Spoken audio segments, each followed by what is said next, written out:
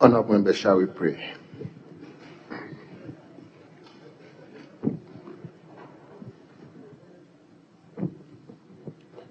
Almighty God, we humbly beseech thee to look with favour upon this Parliament of the Republic of Ghana. Grant that it may perform its high duty as in thy sight.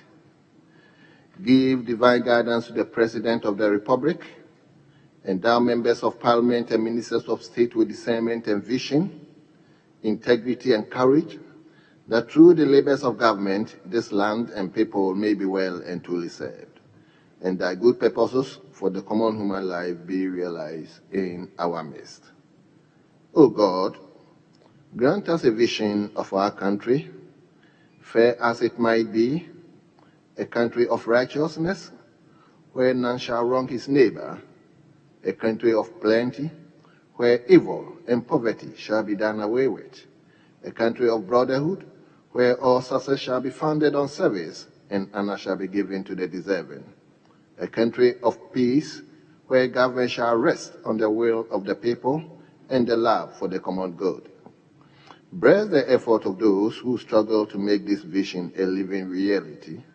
Inspire and strengthen our people that they may give time, thought, and sacrifice to speed the day of the coming beauty of Ghana and Africa. Amen.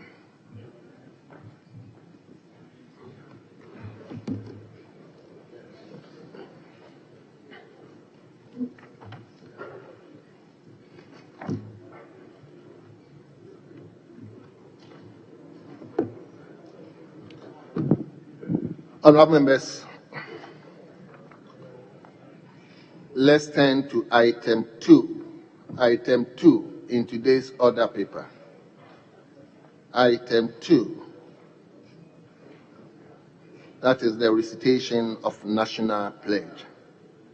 May I humbly implore all of us to get up and recite the national pledge.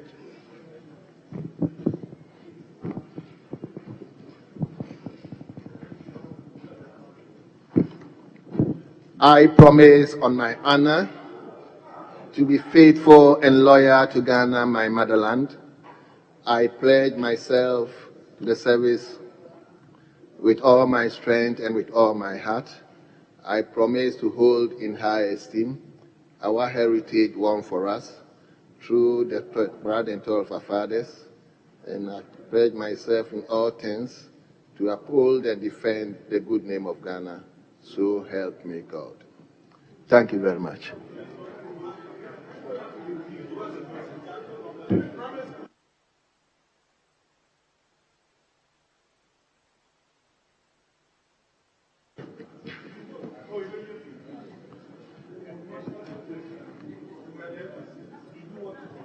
Honourable members, we shall skip item 3 and move to item 4. There is no message from the President, and there's no communication from the Speaker. So let's turn to item 6. Item 6 in today's order paper. Collection of votes and proceedings, and that of the official report. We start with votes and proceedings. We begin from page 1.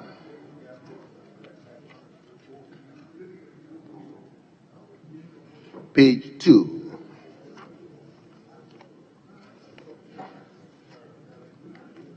Page 3.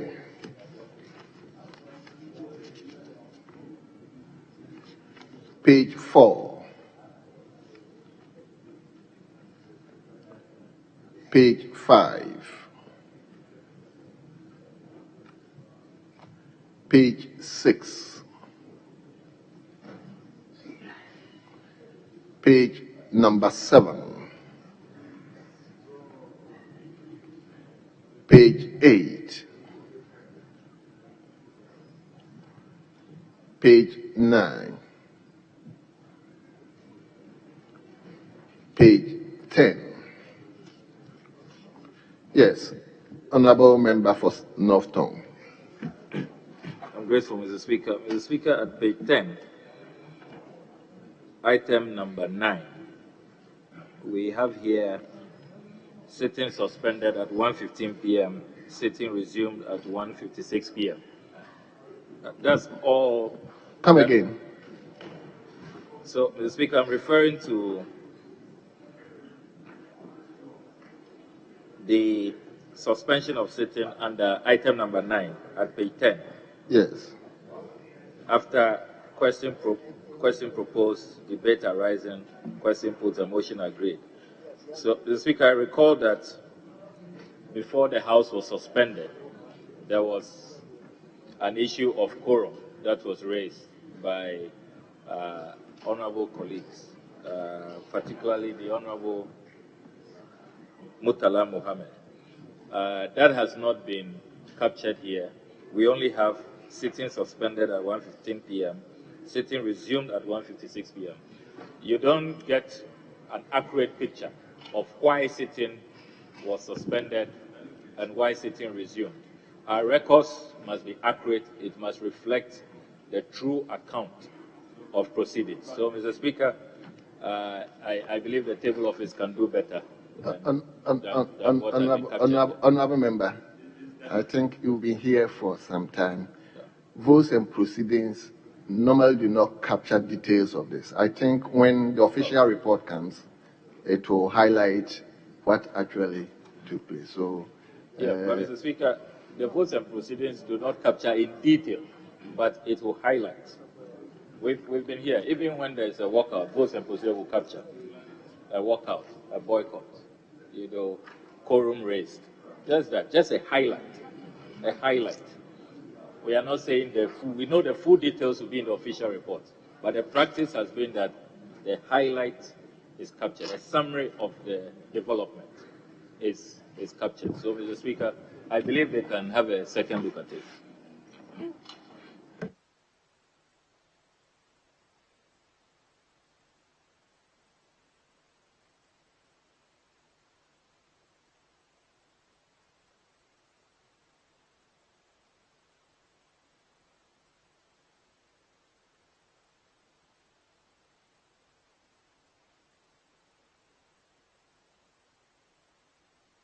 yes, Honorable Majority Leader.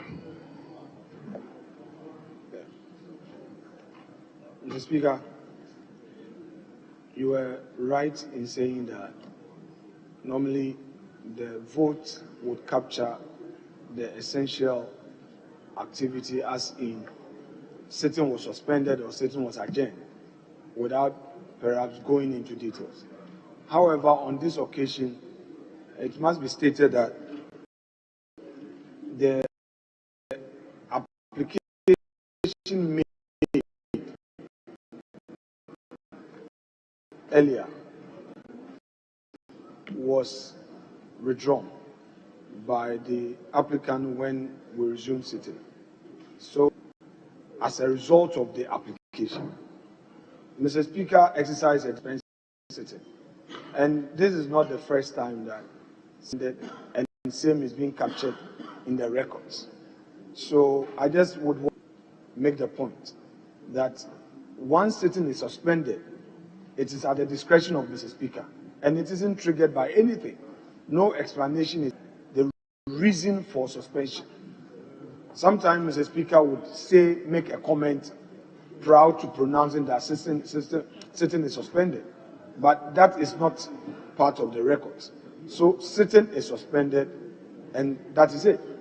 Mr. Speaker, as to other things happening in the House, the Hansard captures such things. So I think that table office has made no mistake. There's no error in the record as captured in the proceedings. Thank you.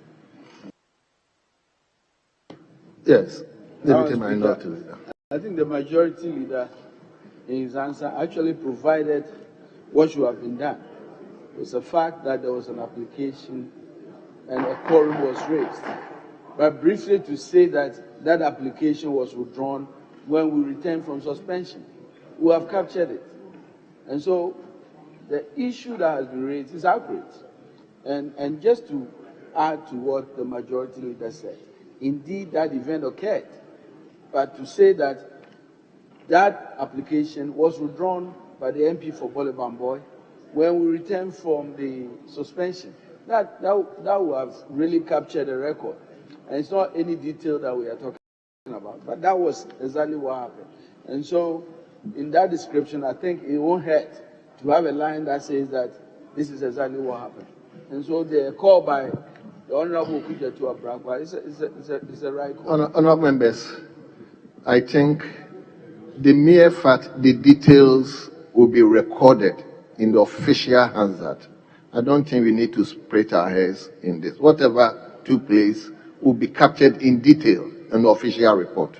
So normally, I was just trying to confer from the table, and from the table, what they did is right. Every detail regarding what took place will be captured in the official report. Please, let's. Yes, Honorable. Thank you, Mr. Motala. Speaker. Mr. Speaker, I agree with the explanation that is not everything that transpired be captured. But the point Honorable Okujeto is seeking to make is that something occasioned the suspended sitting. And it will be appropriate that when the vote and proceedings are done, we should indicate what occasioned the suspended sitting. And I think that is just the point he's making. Even though I agree that it will be captured in the report, but there was an event which occasioned the decision you took. You don't need to explain to us why you suspended sitting, but we all knew that something occasioned it. And so he's just saying that that event which occasioned your decision to suspend sitting ought to have been captured. Honorable Motala, I think we are all in the same page. We are saying the same thing. I mean, I don't think this is a fatal thing. Table always advised me, and from the advice I've received from them, I think it is right. So let's move on. So let's move to, oh, you have something else?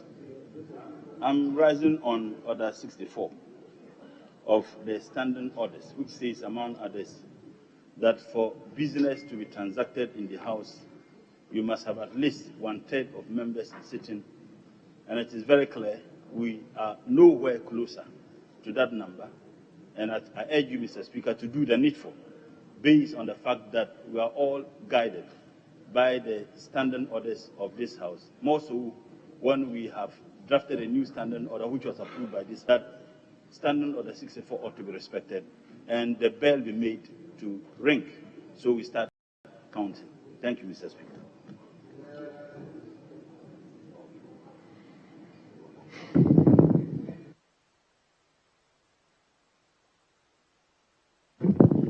Honorable members, if we are not guided, it means this House cannot operate.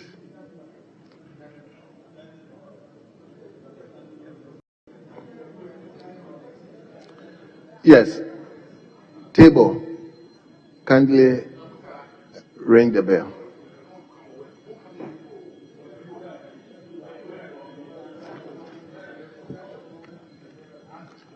So, honorable members, we turn to page 11.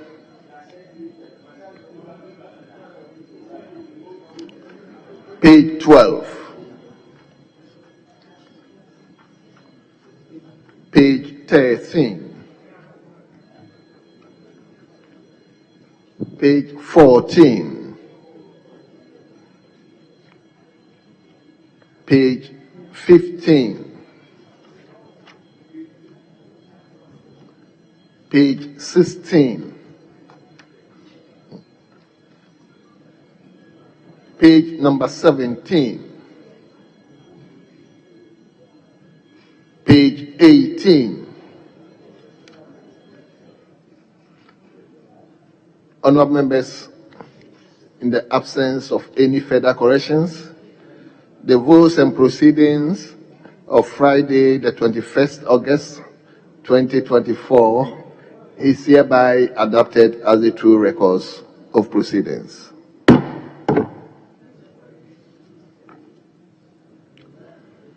Honorable members, I have in my hands the official report of 15th March 2024 edition. The official report of 15 March 2024.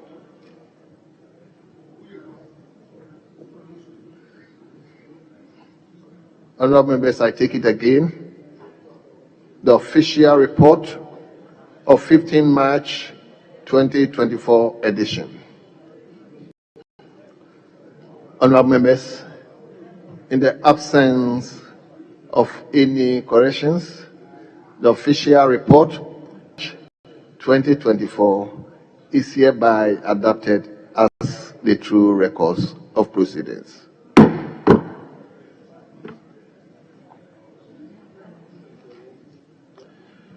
Honorable members, we turn to item 7.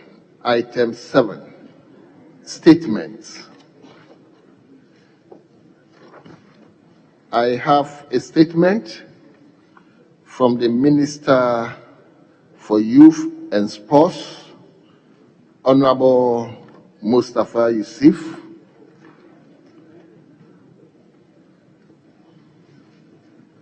on youth and on post-African Games that was held here a couple of months ago. So, Honorable Minister, let me invite you to the podium for you to read your statement. Thank you, Mr. Speaker, for the opportunity to make a statement to this Honorable House about how the 13th African Games, Accra 2023, was hosted, organized, and the immediate outcomes of the Games.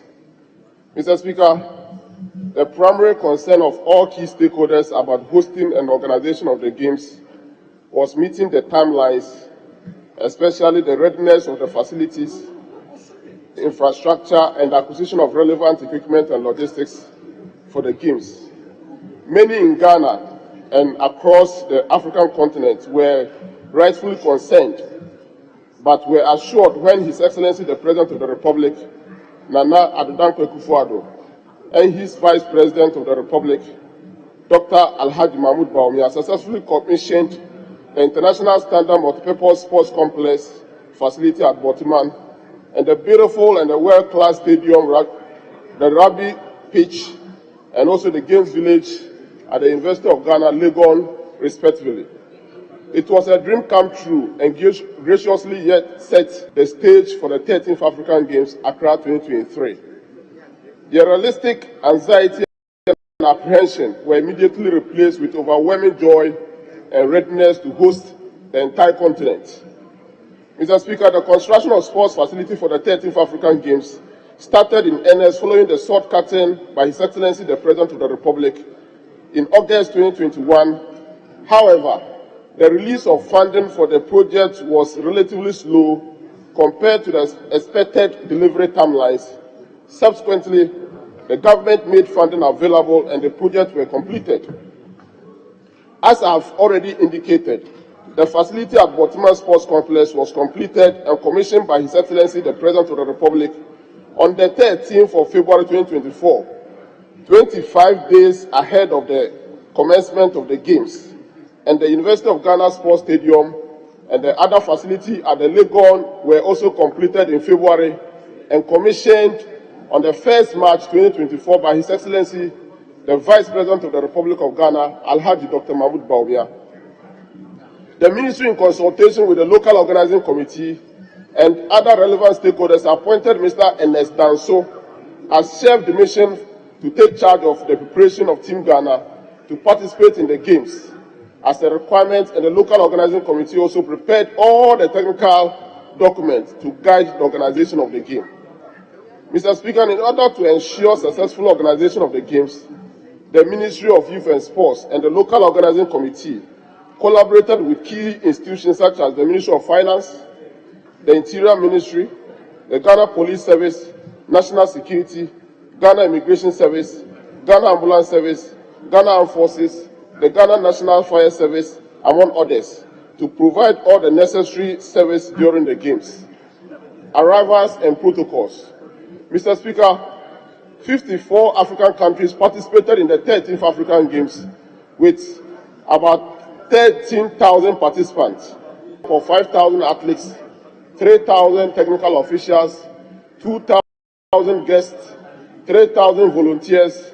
The arrival of international athletes and officials started on the 27th of February 2024, ahead of the official opening of the Games. The assurance, the issuance of visas on arrival, and the provision of vehicles to transport athletes, officials, and diplomats to the Games Village and various hotels and Games venues gave our visitors comfort and first-hand taste of the Ghanaian hospitality. The table in my below is the categories officials and their respective transportation and accommodation. The AU officials were transported by Toyota Land Cruiser and also stayed in 5-star hotel. Ministers of sports from the continent, Toyota Land Cruiser and 5-star hotel. The chef de mission, Team Ghana, and also technical official athletes, and they are all captured in the table. Mr. Speaker, the opening ceremony was held on March 8th, 2024 at the University of Ghana Sports Stadium with His Excellency the President of the Republic, Nana Addo Dankwa Akufo-Addo, as the special guest of honor. Speaking at the opening ceremony, the President underscored that the 13th African Games symbolize a celebration of African unity, sportsmanship, and also excellence across African continent, and urged all athletes to give their best in competing for honor and also raising their flag of their respective countries very high. The colorful ceremony was graced by other dignitaries, including the chairperson of the African Union Commission, Musa Faki Mohammed, the Commissioner for Health, Humanitarian Affairs and Social Development, Her Excellency Ambassador Sisuma Minati Samati, members of the Association of National Olympic Committee of Africa, ANOCA, members of the African Sports Council, ministers of sports from all the African countries, parliamentarians, traditional authorities, corporate Ghana, former athletes, officials from the African continent, and other distinguished guests. Additionally, the ceremony was enriched by dazzling performance from top Ghanaian artists and also other musicians from other African countries. Mr. Speaker, in all, 29 sports schools or sport discipline was selected for the competition. 8 of them served as Olympic qualifiers to Paris Olympic Games, whilst 15 were non-Olympic qualifiers. Additionally, 6 disciplines was used as demonstration sports. In all, 1,901 medals were awarded at the end of the competition, comprising 334 gold, 331 silver, and 426 bronze, as shown in the table. Mr. Speaker, Egypt was the overall best country with total medals of 192, and there's a table that have captured all the country's positions. Mr. Speaker, Team Ghana started campaign in Cape Coast on the 9th of January 2024 and moved to the Games Village on the February 28th to continue their training and testing of the new facilities. 4 athletes and 91 officials represented Ghana as the Team Ghana at the 13th African Games. And this was the largest contingent of athletes and officials Ghana has ever presented to the Games, to the African Games. Mr. Speaker, the team participated in all the 29 disciplines and placed 5th on the medal table with 69 medals comprising 19 gold, 29 silver, and also 21 bronze. The best ever Ghana performance at the international multi-sports event in African Games. This is the best in our history. Mr. Speaker, there is a table that shows the various categories of medals that we got, from football, boxing, weightlifting, arm wrestling, basketball, hockey, taekwondo, swimming, and also volleyball. These are the various tables. Mr. Speaker, the 13th African Games witnessed overwhelming attendance by sports enthusiastic lovers at the various games venues, especially in football, athletics, swimming, and boxing. This created a vibrant atmosphere that energized the competitors and added spectacular of the competition. The ministry and the local organizing committee received sponsorship from corporate institutions. Key among them were Goel Newmont, Belacqua Ghana, National Health Insurance Scheme, African World, Bost, Ghana Gas, and among others. The initial skepticism from section of the media gave way to positive reportage from both local and international media after the opening ceremony. The publicity was heightened following the concerted effort by stakeholders led by the ministry and the local organizing committee. On the media front, Super Sports and other social media channels came on board to broadcast the competition to millions. The attendance of the games was generally free except the VVIP and VIP tickets were sold. The games were dedicated to all Ghanaians, hence the free entrance. Sports Ministers Meeting. Mr. Speaker, the Sports Ministers of Africa held the 4th extraordinary session at the Specialized Technical Committee on Youth, Culture and Sports meeting on the 9th of March 2024 at the Moving Peak Ambassador Hotel, Accra, to provide a common platform for experts, senior sports officials, ministers of youth, culture and sports to deliberate on issues pertaining the development of sports on the continent. Mr. Speaker, the meeting concluded with the announcement of Egypt as the next country to host the 14th edition of the African Games 2027, and the declaration, Mr. Speaker, of African Sports City, declaration of Accra as the African Sports City for 2024, 2025, and 2026. So Accra has been declared, Mr. Speaker, as the African City for Sports for 2024, 2025, and 2026 by the African Union, and my colleague ministers endorse it. The African Union Youth Pavilion, the Gender, Women, Gender, and Youth Directorates of the African Union Commission, in collaboration with the Ministry of Youth and Sports and the local organizing committee and other key partners, organized 5-day youth pavilion session from 9th to 13th March 2024. The forum provided mentorship and training program for the youth, particularly the promotion of entrepreneurship through supportive environment. It also showcased youth leadership role in achieving an integrated Africa. The event highlighted a flagship, the 1 million next level, which Ghana is expected to launch very soon. The World Anti-Doping Conference, WADA Conference, Mr. Speaker, WADA Conference was held at Moving Peak Hotel, highlighted global and continental issues in doping and anti-doping control with special emphasis on African role in championing clean sports. Mr. Speaker, after 3 weeks of intense competition, the 13th African Games Accra 2023 ended on the 23rd March 2024 with closing ceremony at the University of Ghana Sports Stadium. In his farewell address, His Excellency President Nana Addo Dankwa Akufo-Addo expressed his pride and gratitude to all participants and said the event had provided opportunity to strengthen the bonds and social economic relationship between African countries, and also the President commended the athletes for their high-level performance and acknowledged the dedication of officials and volunteers during the game. Additionally, Mr. President noted, despite the challenges, Ghana was able to provide a world-class sports facility for the games, and this demonstrated Ghana's commitment to sports development in our country. Games legacy. Mr. Speaker, the facility of the University of Ghana Sports Stadium and other auxiliary facilities at Legon will be transferred to the management of the university, but the Baltimore Sports Complex is currently being managed by the National Sports Authority under the Ministry of Youth and Sports in the interim. However, the ministry has received a proposal from the private sector partnership to manage the facility.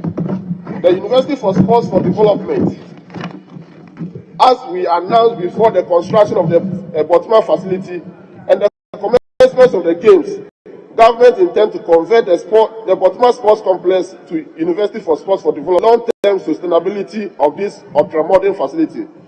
The university will not only serve Ghana but also the sub-region. In this regard, a cabinet memo has been prepared and it is on its way to cabinet for approval. Once it is approved, Mr. Speaker, I will return to this August House for approval of the new University for Sports for Development. Maintenance, in the meantime, to ensure the sustainability of the facility, a local technical team has been trained on the operationalization of the equipment installed at the various facilities, and the equipment manual have been transferred to the local technical team to guide them on the operations and maintenance of the facilities. Mr. Speaker, Ghana is the destination choice for international events. The facility at Baltimore, especially the Aquatic Center, is one of its kind in the whole of Africa. This has positioned Ghana as a preferred destination to host and organize international competitions and tournaments. We have already received requests from several international sports bodies seeking to host international sports events in Ghana. For example, the Commonwealth has been in contact wanting to host the Commonwealth Youth Games in Ghana. Recently, an international athletics championship was held in Ghana, and thanks to his excellent facility, Ghana has just won the bid to host the 2026 Africa Athletics Championship here in Accra. These are all the legacies of hosting the games, and the benefits are enormous, and it has propelled our country high among other leading African countries with the best sports infrastructure. This is what His Excellency the President of the Republic, Nana Addo Dankwa Akufo-Addo, envisaged for our country. On the local front, the ministry intends to institutionalize national games to make the use of these sports facilities and develop talent and make Ghana a hub for sports development on the continent.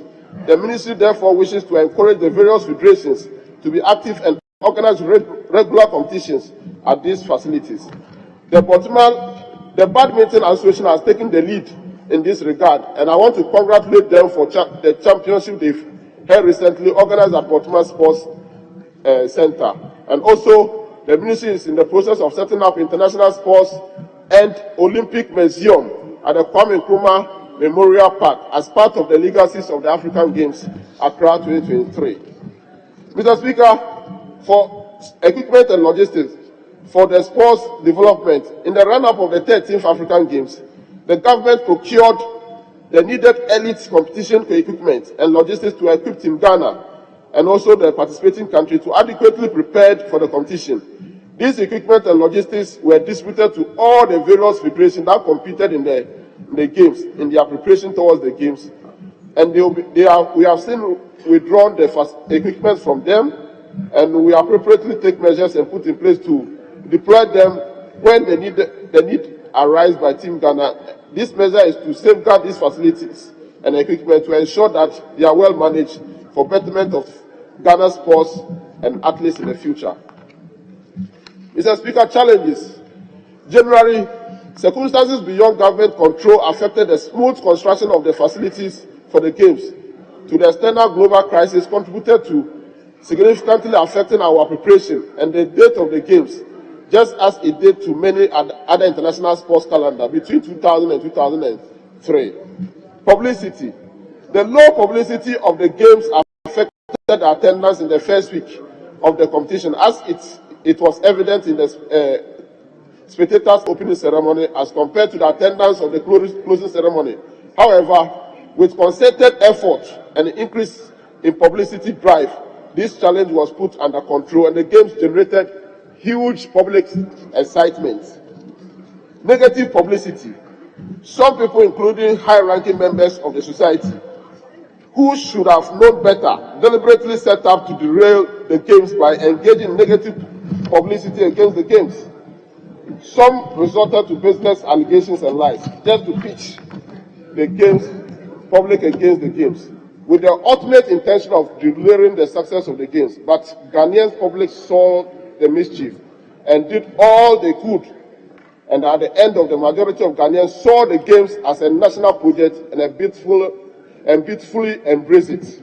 In conclusion, Mr. Speaker, the 13th African Games, Accra 2023, was largely a very successful international event, despite the few challenges, the fear and anxiety that surrounded the possibility of meeting deadlines on the provision of facilities, infrastructure, as well as the acquisition of relevant equipment and logistics for the Games, and the timely intervention by His Excellency the President of the Republic assured the resolution of all the challenges and made the organization of the Games as possible as scheduled. With the organization of the 30th African Games, Ghana can now boast of the world-class sports facilities ready to host all international and local competitions. Mr. Speaker, appreciations. The Ministry of Youth and Sports extend our appreciation to His Excellency the President of the Republic of Ghana, Nana Addo Dankwa Akufo-Addo, His Excellency the Vice President of the Republic of Ghana, Dr. Alhaji Mahmoud Bawumia, for their time and commitment to the Games, the Chief of Staff, and Mr. Speaker, the Right Honorable Speaker, all members of this August House, for your maximum support during this difficult period. Not forgetting the AU, especially the Chairperson Musa Faki, and also the Commissioner for Health and Sports, and also Anoka, UKSA, and all stakeholders. Mr. Speaker, I cannot end my speech without thanking the local organizing committee members, led by Dr. Koku Fosu-Asare, and also the late Dr. Emmanuel Owusu-Ansah, may his soul rest in peace, and also all the members, Gobe and all the members. I can't mention all your names, but you did so well, and this country is grateful for the work that you did. Mr. Speaker, I cannot end this my statement without taking the opportunity to thank and also congratulate Right Honorable Speaker Sumani Badin and the leadership, your good self, and the leadership of this August House for the Democracy Cup initiative that you have just launched. This is very unique, and I want to use this opportunity to appeal to all members in this House for us to participate in the Democracy Cup and also the general public, and the Cup will be held at Accra Sports Stadium or Legon on the Friday 5th July, 6 o'clock, and there will be a match between Accra House of Folk and Kumasi Asante Kotoko, Ukuma Apembeba, and I urge all members to get involved on the Democracy Cup. Mr. Speaker, I thank you so much. Thank you very much. Honourable members. Yes. Honourable member, let me start with you. Thank you very much, Mr. Speaker, for the opportunity to contribute to this very important matter. Sports is a very important aspect of every country's life, and Ghana is not an exception. Mr. Speaker, Honourable member, kindly speak to the mic. Okay. Mr. Speaker, the problem we have in our country is about, first of all, the youth development in sport. Those days, there was a lot of interest in sports activities in our schools, the basic schools, secondary schools, and so forth and so on. You see, when it's inter-colleges, we go, and I remember when we're in school, we have to go to Atisado College to attend inter-colleges. You see the enthusiasm and so forth and so on. Today, it is not like that. Today, the development of sports in our country is really at its low point. Government is not making sporting activity attractive at all. Mr. Speaker, the next thing is that the facilities are not there. I remember when this government wanted to build some astroturfs, and I thought that they were going to build these astroturfs all over the country. Unfortunately, Mr. Minister, the astroturfs are built at selected places. Some of them are not even accessible. I remember when we went on this famous by-election at Asin North. Mr. Speaker, the astroturf there, when it rained once, the whole place was flooded. Mr. Speaker, when you come to Shufo-Etimoka, for example, there are very beautiful talents, very wonderful talents, that if they have sporting facility, they will be able to excel. But we don't have, so they are not able to excel. My advice, if you like, and my concern is that sport is money these days. Money. People who do athletics and so forth and so on, they make a lot of money. I remember even in our country, those days when you hear Michael Essien, Asamoah Gyan, and so forth and so on, these are great guys who are contributing to the development of this nation. And they are doing so because they are exposed to quality facilities and that they are able to display their talent. And therefore, it is important that we turn our attention to sport. In fact, today, even the league, our Premier League, for example, Accra House of Folk and Kotoko are not even finding good place in the league. Recently, it was just by God's grace that Accra House of Folk did not go on relegation, Mr. Speaker, and that is not good at all for sporting activity. It is my prayer and hope that this government will take sporting activity serious and invest in sport, because it creates a lot of jobs. It creates a lot of opportunity for young men and women to display their talent and to make money, to make living. And it also brings the country's image really high in the world stage. Mr. Speaker, it is my prayer and hope that this government will first of all invest in sporting activity, encourage sporting activity in our schools, and bring the love back so that this country can take its position at the world stage in sporting activity. I thank you very much for the opportunity, and may God bless you, Mr. Speaker. Yes, Honourable Member for Domikwabenya. Thank you very much, Mr. Speaker. Mr. Speaker, I rise to comment on the statement ably delivered by the Minister for Youth and Sports. I would like to start by commending him and his ministry, the entire government, for the good work that they're doing, the good work that they did in the just ended 13th African Games that we had the privilege as a country to host this year round. I commend them. Mr. Speaker, sports is very important, and more so for us as Ghanaians. The reason I say that is it is sports that brings all of us together. When it comes to football or soccer, when it comes to other sporting activities, there's no political color. You see the whole nation unite.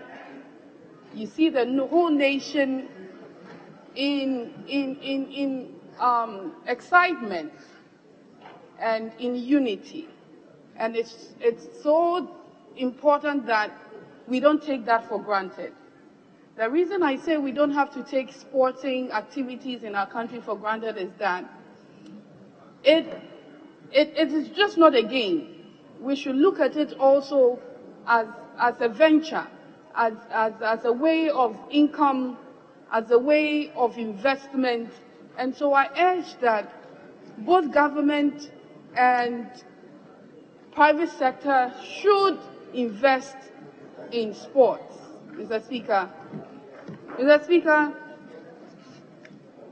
infrastructure is very important when it comes to sporting activities. And I must say that as a country, we've been able to develop a lot of our sporting centers and sporting activities. But there's still more room for improvement. I think it is centered in the big cities, and we should localize our sporting infrastructural development. And that is what the new Patriotic Party and the President, under his watch, brought in these astroturfs in the various communities that are still ongoing, Mr. Speaker. Now we have astroturf mini stadiums all over the country. And Mr. Speaker, gone are the days when our children want to go into sporting and they have to be on pitches that has nothing, pitches that are more or less potholes. How do we develop talents then? So, Mr. Speaker, in developing talent, infrastructure is very important, and we need to make it more of a district on a district basis. So this government, in fact, has done very well. We have to do more. I remember when our Black Stars were playing in Kumasi, they called for a renovation of the Kumasi Sports Stadium. I know that the minister was present and he has taken note of it. The minister and the ministry has done well, Mr. Speaker. It's not easy. It doesn't take one person to plan an African game. It needs proper planning, and he has actually taken time to brief the House. So if you see the statement he presented, it's so detailed, and it's a number of pages. I think it's 20 pages, and he goes on telling us about how the organization went, even into detail as to how transportation was organized for the people or the various teams that were hosted in Ghana. The Speaker, the board a facility is something. It's an eyesore. It is so huge and it is so well done. And I think that, I withdraw that, Mr. Speaker. I withdraw that. What I intended to say was that it is very magnificent. It is very, that is the word I intended to use. But because Honorable Haruna was staring in my face, I had to say something negative. Leader, please don't look at me, so that I can use the right words. Mr. Speaker, I hope the table office has expunged that from the record. That are meant for Honorable Okudjeto's lips and not my lips. Mr. Speaker, what I intended to say was that it is magnificent. It is so huge. It is so well done. And I will encourage the minister and his ministry to do more of such investments. And Mr. Speaker, I can't say that and leave the Ministry of Roads and Highways out of it. I remember when the construction of that stadium was ongoing, the road network to the place was so terrible, Mr. Speaker. But now, if you get there, the road network has improved, a world-class road network leading to the stadium, Mr. Speaker. And we had a lot of other African players and African dignitaries that came to Ghana. And I think they're taking home something good to their various countries, that indeed Ghana is doing well when it comes to sports. Mr. Speaker, it is the first time we've hosted it. I want to urge the private sector. Government cannot do it all. Government cannot do it all. So I was happy when the minister stated that indeed they had a lot of sponsorship or some sponsorship from the private sector, and then he went on to list a few. Mr. Speaker, I think that he should engage more of the private sector to invest in the sector. Mr. Speaker, as a country, we seem to be focusing too much on soccer, but there are other sporting activities. Mr. Speaker, you would agree with me that we're focusing over-emphasizing or over-focusing on sports. I think that there are other sporting activities that need a lot of investment, like table tennis, lawn tennis, running, and nowadays the young people are more also interested in the American sports. So, I will urge the Minister for Sports that we should move a little bit away from the traditional sporting activities that we are putting money into and look at the other emerging sporting activities. I know Nigeria is doing well when it comes to basketball. A lot of their students are getting scholarships to go to study in the United States and in Canada using that route of sporting activity, or basically basketball. I know that a few have been constructed, but I would urge the minister that as we do the AstroTurfs, as we do more of those investments, we should also think about how we are going to improve our basketball courts for the young ones.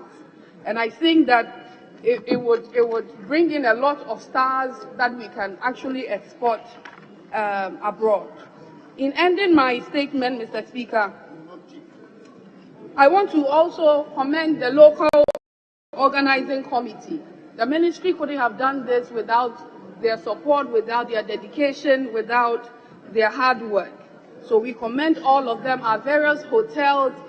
You know, when sports involved, a lot of there's a lot of interministerial engagement as well, and support.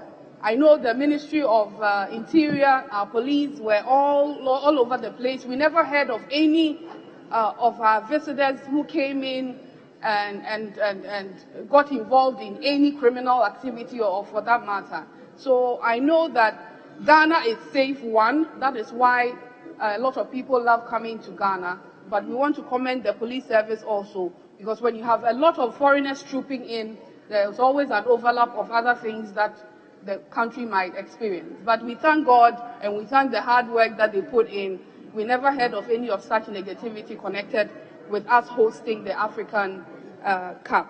Mr. Speaker, on this note, again, I commend the Minister for briefing the House. It's well said, well done, very detailed, and we'll give him all the support. And to our young ones who are into sports, we want to also encourage them that gone are the days when you are perceived to be somebody who doesn't want to go to school that will go into sports. Now, sports, it's something that people study even in the universities abroad.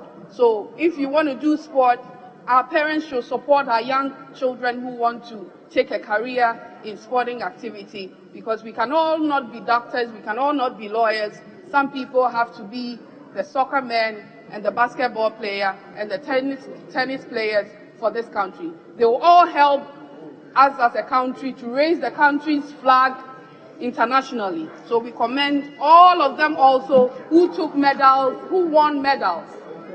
The minister has detailed the number of medals, whether gold, silver, whatever, that our people also won for us. We commend all of them. Kudos to you all. Thank you, Mr. Speaker, for the opportunity.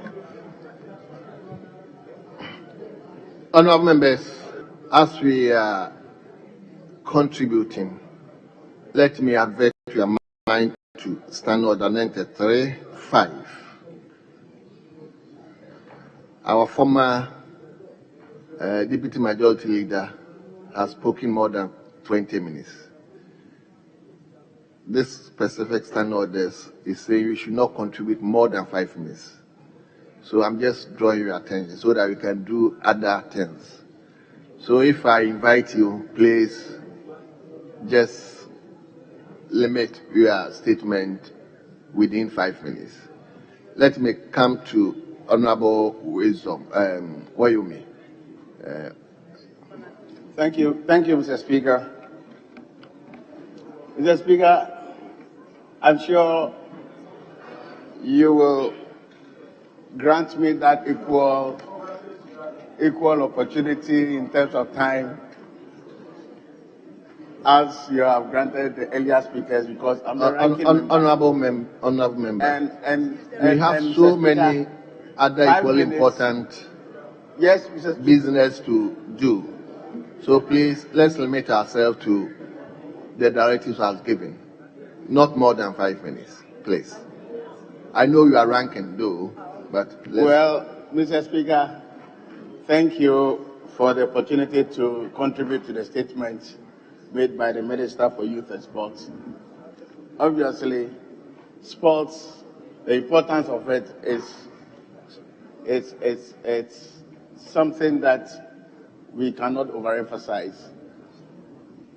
When the UN has even recognized it as a tool for peace building and development. And on the continent, we should applaud personalities as the former and the first President of the Republic, His Excellency Osagyefo Dr. Kwame Nkrumah, who actually supported the idea and voted in support of these continental events. And the importance of it is to integrate or facilitate the integration of the entire continent.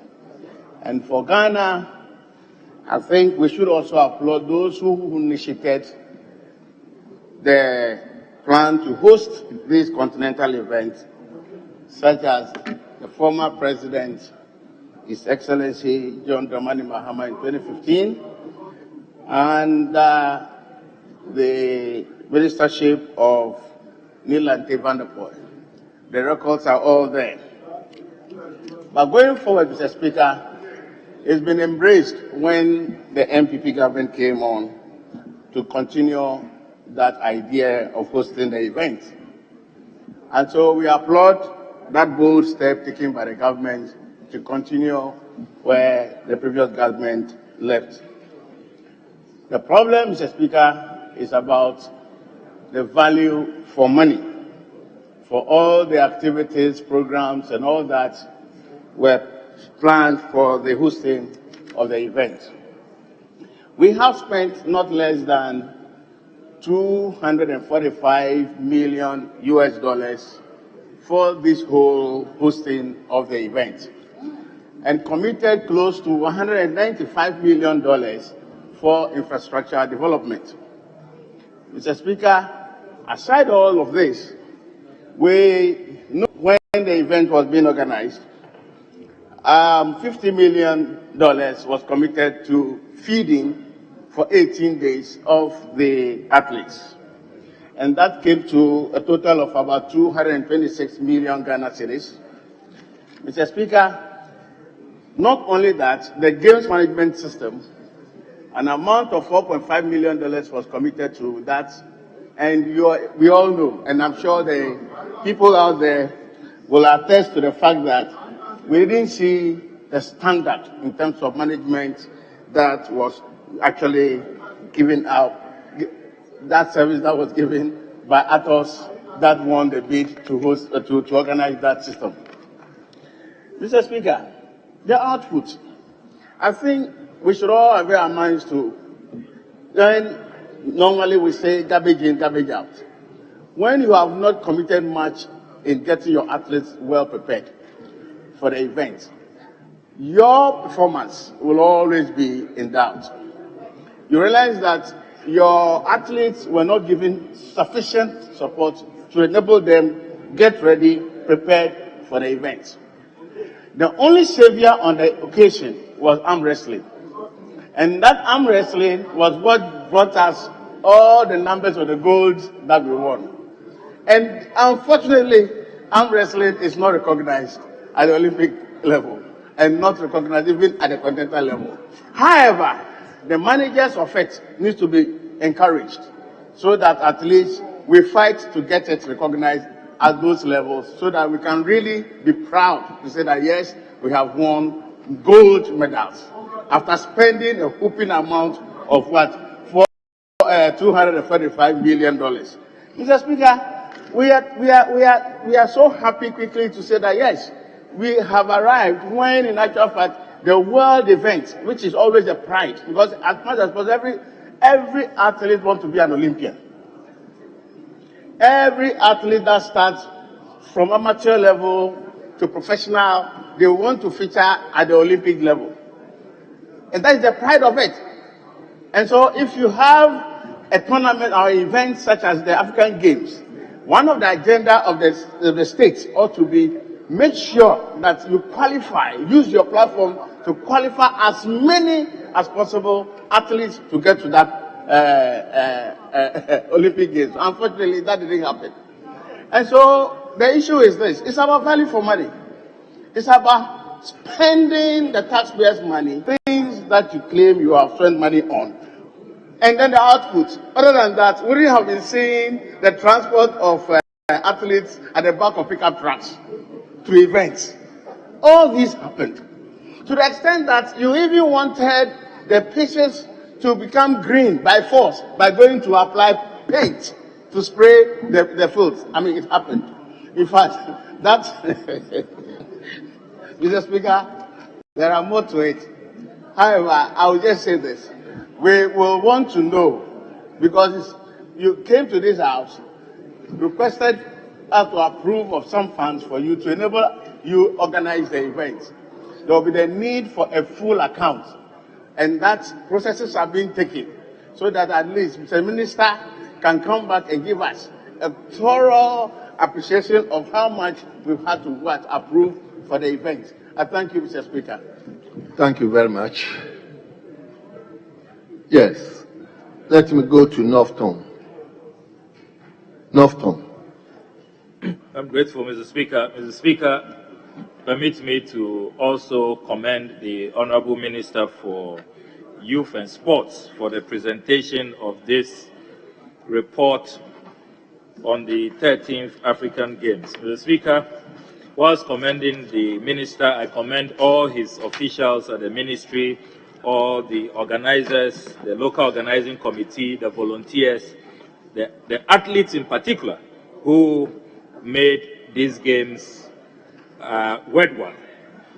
Having said that, Mr. Speaker, the athletes must be singled out for praise, particularly looking at the fact that the table that the Honorable Minister has presented to this House, page 5 of his statement, Ghana came 6th on the medals table with 69 medals. That is worthy of praise, and we must salute our athletes for bringing us these honors, even though we will have wished that we did a host and win so that we would not have allowed Egypt to come and virtually take away all the medals. 192 medals is what Egypt took away from Ghana. But Mr. Speaker, the Honorable Minister at page 7 of the statement reports on what other countries have done for their winning athletes. He reports on Egypt and South Africa in particular, and says that Egypt has spent about $45 million celebrating their athletes and awarding them. South Africa, $200 million, where they received at least $3,000 per gold medalist, $2,000 silver medalist, and $1,000 per bronze medalist. But the Honorable Minister does not tell us what Ghana is doing for our athletes who won medals. We need to know. Is it just a handshake? Are we only going to celebrate them in this House?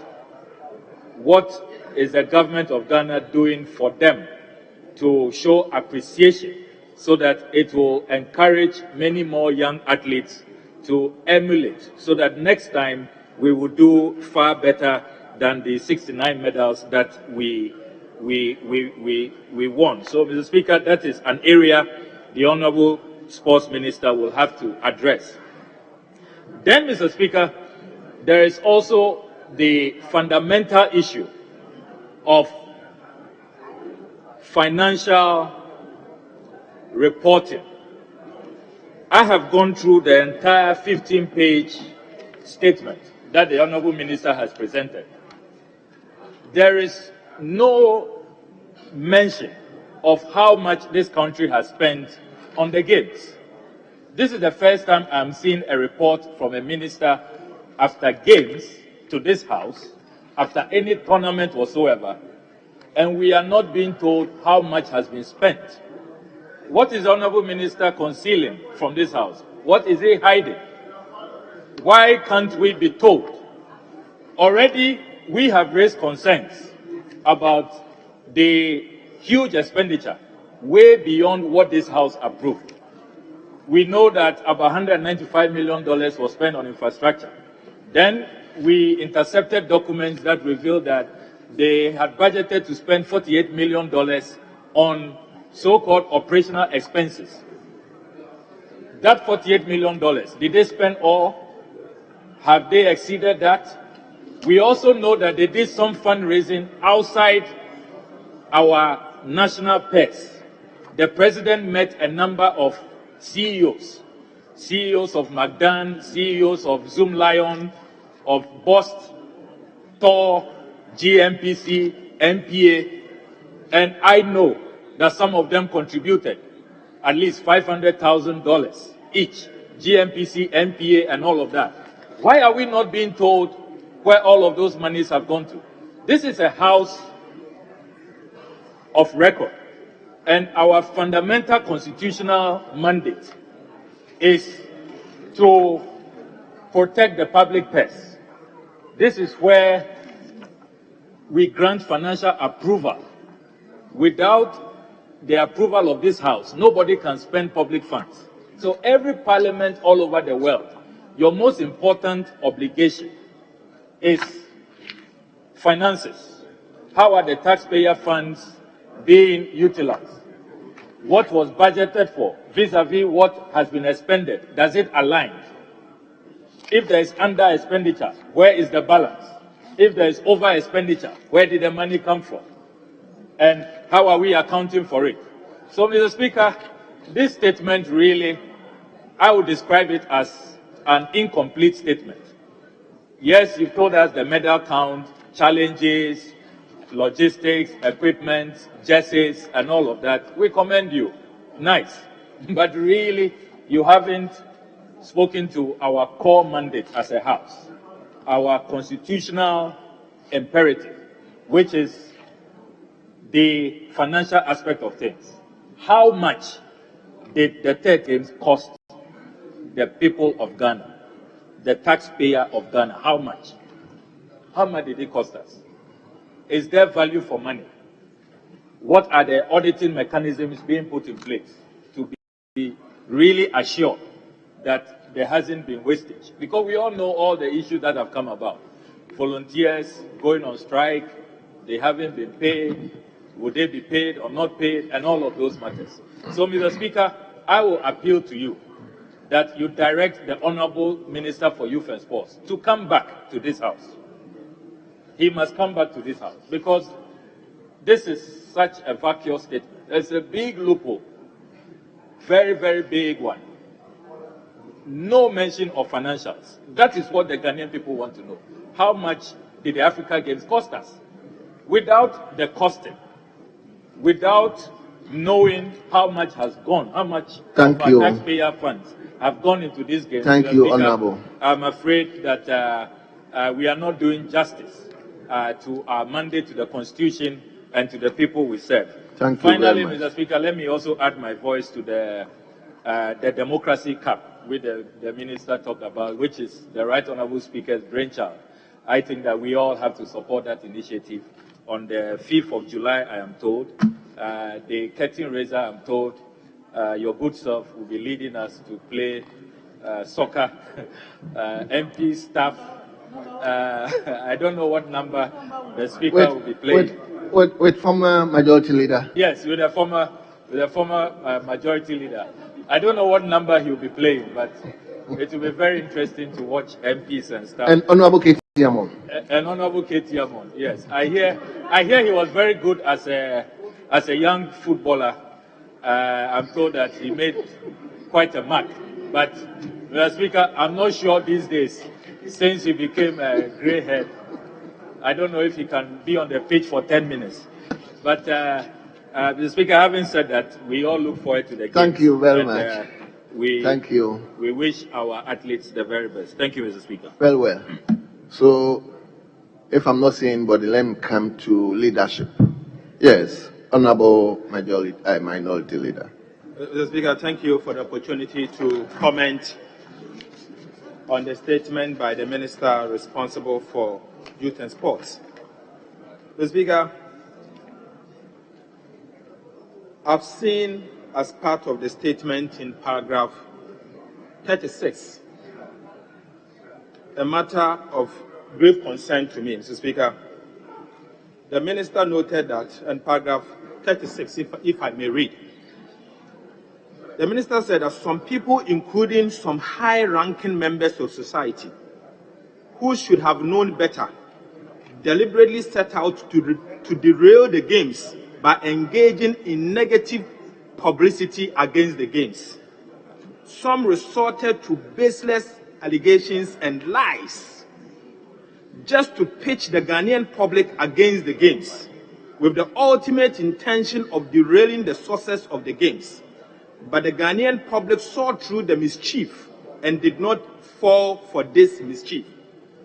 In the end, the majority of Ghanaian public saw the games as a national project and beautifully embraced it. Mr. Speaker, this statement, Mr. Speaker, is unbecoming of a minister.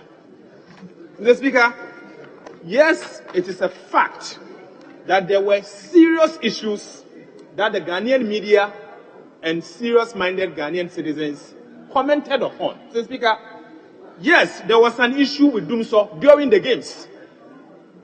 Ghanaians raised it. You can't describe them like that. Mr. Speaker, there were issues when we heard that a Ghanaian sport biker had his bike broken down at the time of the race. Mr. Speaker, that was a critical issue. Mr. Speaker, and we had to deal with it. Mr. Speaker, we knew that South African hockey team, the national hockey team, had to issue a statement because they felt our pitch was wrong. Mr. Speaker, that became a major issue, and it was discussed. Mr. Speaker, there were so many other issues. And so, you are trying to tell me that you are failing to accept criticisms. Mr. Speaker, the public voted taxpayers' money for the use of the ministry, for the organization of such an important, games. Mr. Speaker, if for any reason a Ghanaian citizen raises concern, it is unbecoming of the ministry to write such a statement before the House. Mr. Speaker, we are public servants. We spend public money. And so if the public for any reason raises concern, we have to embrace it.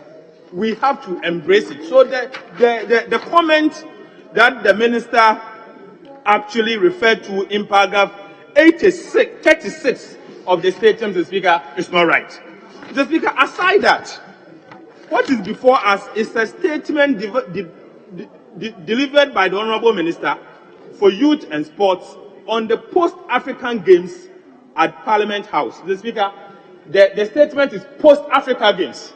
Mr. Speaker, this House allocated huge sums of money to the Ministry of Youth and Sports and the local organization committee for this important tournament. Mr. Speaker, this statement before us, it can never be complete without accounting for the amount of money that we allocated. Mr. Speaker, we know for sure that $50 million US was allocated to a company called M&L Company Limited for 18 days of feeding. Mr. Speaker, that amounts to 226 million Ghana cedis for 18 days. You cannot come here, deliver a statement without accounting for that $15 million for 18 days. Mr. Speaker, this is public money. Mr. Speaker, aside, we were also told that an amount of $4.5 million US was allocated for a company called Atos with a local partner called Soft Stripe. Mr. Speaker, we know about that. And as to whether they did the work or not, Mr. Speaker, it is for the public to decide. So you cannot appear before us and fail to account for these important expenditures. Mr. Speaker, for me, this statement, as has been delivered by the minister, is incomplete. It's very incomplete. I am not satisfied. I am worried because he has failed to account for the amount of money we allocated. The power of the purse is with Parliament. And he should, of course, as part of this statement, make an attempt, at least an attempt to talk about the expenditure. Leader, hold on. I'm not convinced. Leader, hold on. Yes. Thank you, Mr. Speaker. Mr. Speaker, I rise under Order 93.5. A member may comment on a statement for a period not exceeding 5 minutes, and the comment shall not provoke debate. What the able minority leader is saying is provoking debate. This is a statement the minister had made. If he had a different statement, he can also make a statement to that effect. But commenting on this statement must not provoke debate to the effect that the minister hadn't captured something in his statement and he's raising it. And I think he's completely out of order, and it is stated clearly in our standing orders. Yes, honorable leader. Your Mr. colleague Speaker, is saying you are eliciting debate. Mr. Speaker, the statement that was read by the minister provoked debate. Mr. Speaker, the statement in paragraph 36. Then honorable, Mr. it Speaker, we are not here for praising cannot it. come under this banner because we are guided by a statement. If it is a statement, and the standing order is saying statement should not provoke debate. And you yourself, I thought you were going around, but you yourself, you are telling the whole Ghanaian that you are provoking debate. Then it cannot come under this banner. So probably we have to look at another discussion for this topic. So please be guided. Mr. Speaker, in view of that, I am of the view that then this statement shouldn't have been admitted in the first place. Mr. Speaker, the statement in its current form. Honorable leader. Statement in it, Mr. Speaker. Honorable leader, when you say the statement should not have been admitted, then it means you are belittling the chair, because the chair admitted the statement. Irrespective of the situation, the chair admitted it. So I don't think your statement is right. Mr. Speaker, obviously I cannot belittle you. I respect you so much, Mr. Speaker. But Mr. Speaker, the fact is that there were serious issues. That is a fact. Mr. Speaker, for an ordinary Ghanaian to comment on some of the shortcomings of the tournament, Mr. Speaker, I do not believe that the minister in his statement should describe them as such. Mr. Speaker, aside, we should also understand that most important to the ordinary Ghanaian is the fact that public money has been voted for this tournament. And it's for the minister to account for the money before us. Mr. Speaker, the power of the purse is with Parliament. We allocated the sums of money for the minister to spend. He's only a spending officer. He's only a spending officer. And so if he is to appear before us and to deliver a statement on post-tournament, it is only right that the minister, at the minimum, account for those expenditures. Mr. Speaker, this is the only way that the ordinary Ghanaian can have some trust in us. And so, Mr. Speaker, I'm urging him that this statement, for me, I am not convinced. All what you said, you have made your point. But for me, it's incomplete until you account for the amount that you allocated to MNL. That $226 million that a company called MNL spent for 18 days of feeding. Come and account for it, and many others. Thank you, Mr. Speaker. Thank you. Leader, hold on. Okay. So let me go to Honorable Katie. Thank you very much, Mr. Speaker. I lost my voice, but I lost it. But I am told that the news it already preceded my attendance in Parliament. That it was announced. Is that true? With the news of where we have been, have you not announced it? You have not announced it. You have or you have not? Mr. Speaker, has it not been announced that there are new allergies in this chamber? He hasn't announced that. I don't know why. Anyway, Mr. Speaker, I want it recorded properly. That, Mr. Speaker, we have new allergies.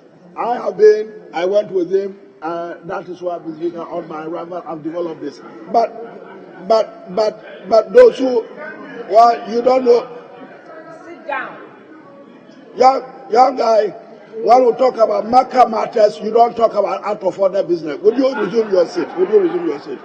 Thank you. Let's begin. That's for the information of the House. The records would accordingly, Mr. Clark, should reflect the new names. Al-Hajj, you should make sure that it's properly reflected. Yes, leader. Mr. Speaker, I sit here I'm listening to the submissions, contribution from my nephew, the minority leader.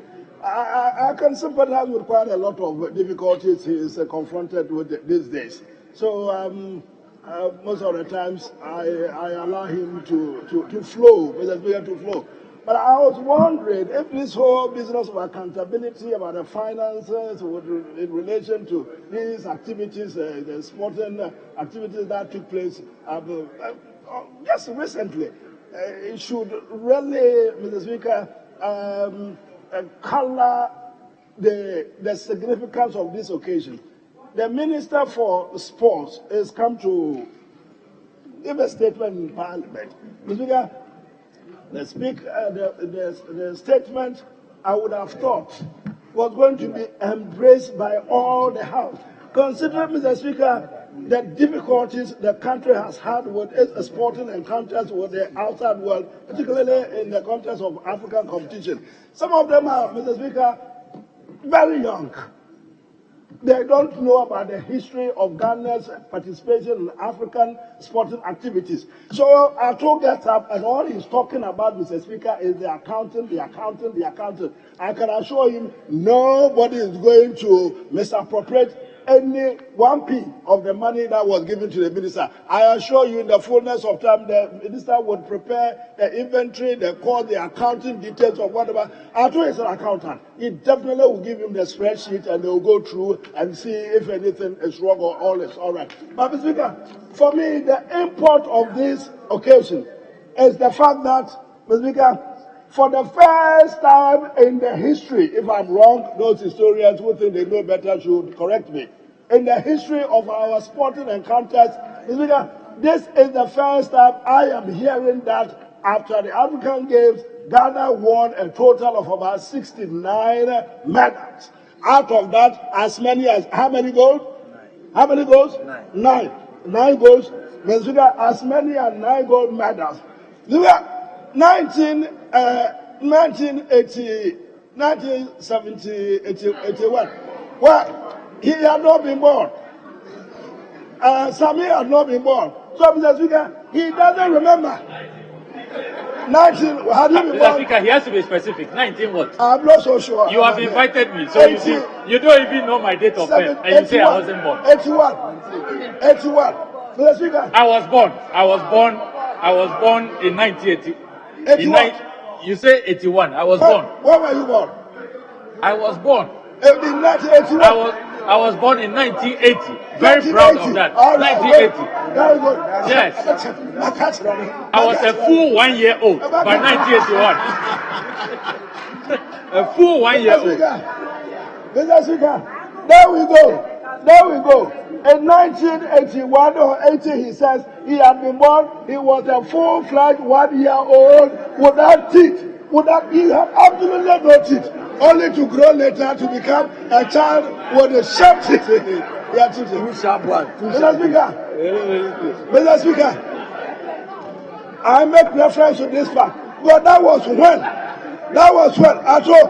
Ato, you may have been born at the time, but resume your seat, Ato. Mr. Speaker, that was the time when the president of the Republic, President Hilal Liman, complained so bitterly that we went for this competition and Ghana did not return with even a wooden spoon. I don't know how many of you remember this statement. The president was so upset, he was so distraught, he couldn't understand that after all the investment that Ghana had made, we returned with not even a single a wooden spoon. On this occasion, we did not only return with the wooden spoons, Mr. Speaker, we returned with gold medals. Celebrated. 1981, after the United Kingdom had gone to the Falklands and had defeated those who tried to invade the Falkland Islands, Margaret Thatcher at the door of number 10 Downing Street proclaimed to the whole of England, "Rejoice, we have won, rejoice." I think we should be rejoicing. The only thing that I think, rejoice over the one victory that we all share. Look, the only thing apart from our shenanigans, our legal, our political and whatever shenanigans, the only thing that unites this whole country is our sporting enterprises. It's only when the Black Stars win that we all enjoy, even though I've given up a long time ago on the Black Stars. But it's only on that occasion that we all enjoy. So, Mr. Speaker, Atu and the others, stop the lamentation. Stop the lamentation. Sports Minister, congratulations. Look at me. Let me congratulate you. Well done. You and your colleagues, well done. Congratulate them. Congratulate the government of, help me pronounce it, Nana Addo Dankwa Akufo-Addo's government, the MPP. Congratulate us. First time in history. And you won't congratulate us, you won't sing praises to the high heavens, and you sit there talking about accounting. When was the first time you saw medals of this nature before? They done well. Congratulations to them. I hear we are. There's a sentence in there which I think leader you've underlined. Maybe that's not in the best of taste, but you know, one is in a hurry to write things, and people are. Mr. Speaker, you know what it is? When you have done something so graciously and you think you deserve commendation, and all that people do is to criticize and to spell on their sour grapes, you kind of get carried away and you write. Thank you. That is what he wrote, and I think they are not happy. Thank you, Minister. But I think, Mr. Speaker, congratulations is in order, and we must all sing the unison, one voice. Congratulate the Sports Minister and congratulate the government of Nana Addo Dankwa Akufo-Addo. Oh, yeah, we're done very well. We're done very well. Congratulations to all of you. Congratulations. Thank you very much, Mr. Thank you, Minister. Yes. Honourable members, I mean. Yeah, see, leadership already, the minority leader has spoken, and I think we were concluding. Yes. Mr. Speaker. Anas. Yeah, Mr. Speaker, just for the record, the Honourable Katie Hammond talked about the Falklands War and how Margaret Thatcher said we should all celebrate and all of that. Just for the record, that war was in 1982. The war started in April 1982, not 1981. Indeed, by that time, I had become 2 years old.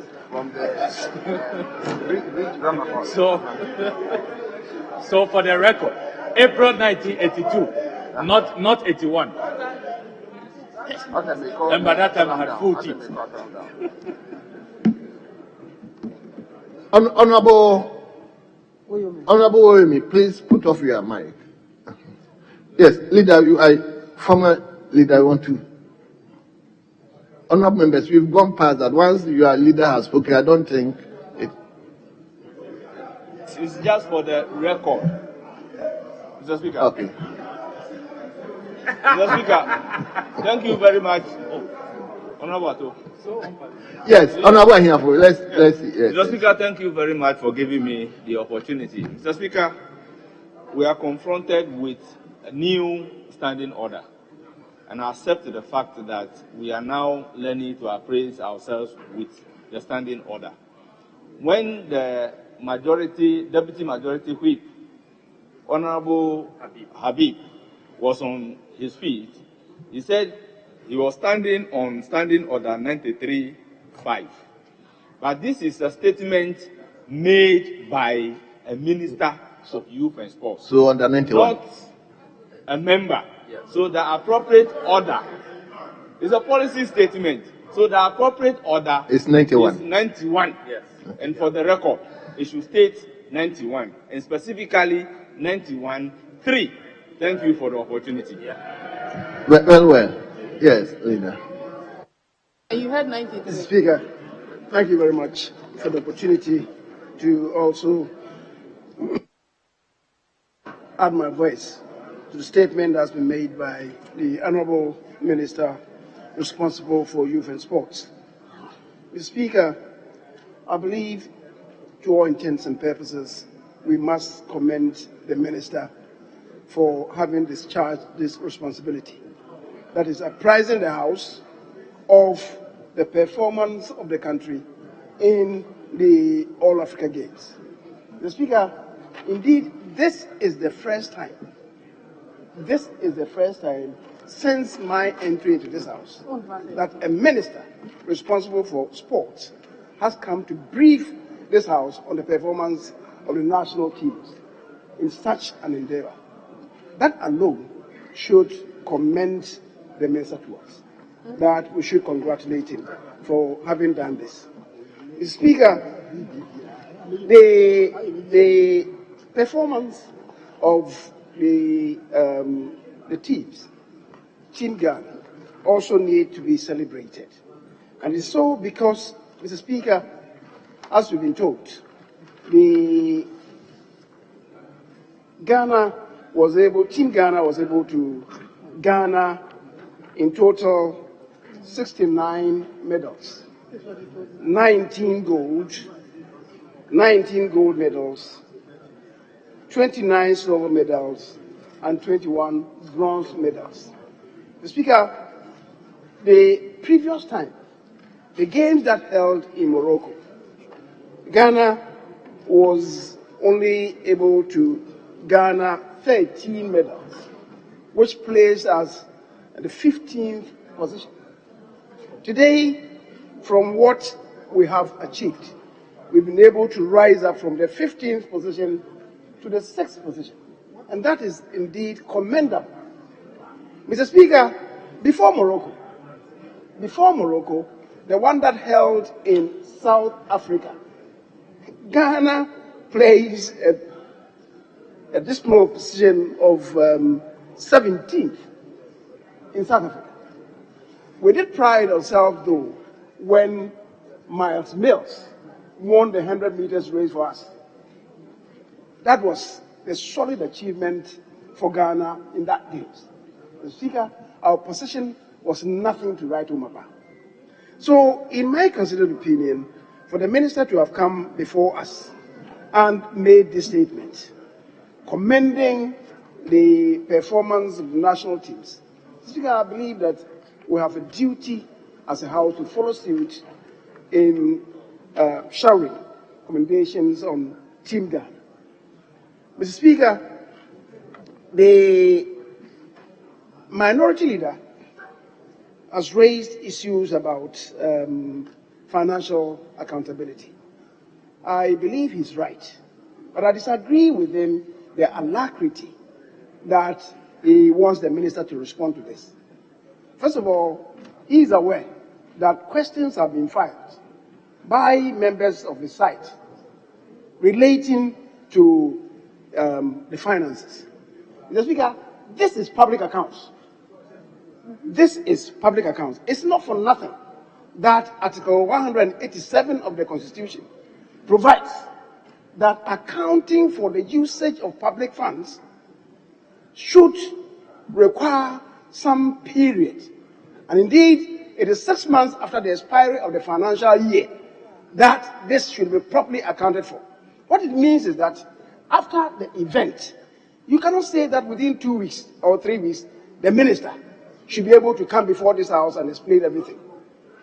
Mr. Speaker, so the minority leader, fortunately, is an accountant, and he understands these things. And for him to say, please read Article 187. Who is saying he is 3 months minority leader? Please read Article 187, dear minority leader. Can I read it for you? I shouldn't read it. Mr. Speaker, so for him to be urging him that is certain because he has not come with financial accountability, I believe that statement from him is unfortunate. He cannot compel him now to do that because the Constitution is clear on the roadmap to achieving this. But having said so, Mr. Speaker, what is lacking in all this is what the Committee on Youth and Sport should be doing.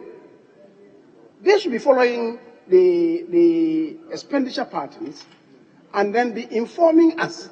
If there are any improprieties, it's for the committee to inform us. They haven't done that. I wouldn't want to say that they have been derelict in the performance of their duties, but it falls squarely within the ambit of the committee to be following the rolling out of the expenditure of the ministry. As to what figures the minority leader is coming out with. I believe that we should leave it to the committee, and maybe in the fullness of time. The minister, I heard him also say to us that in the fullness of time, he will come before the House with respect to the accounting of monies expended.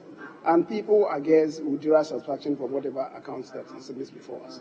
Mr. Speaker, that is the way to go. It is not just shouting across the aisle. It doesn't serve any useful purpose.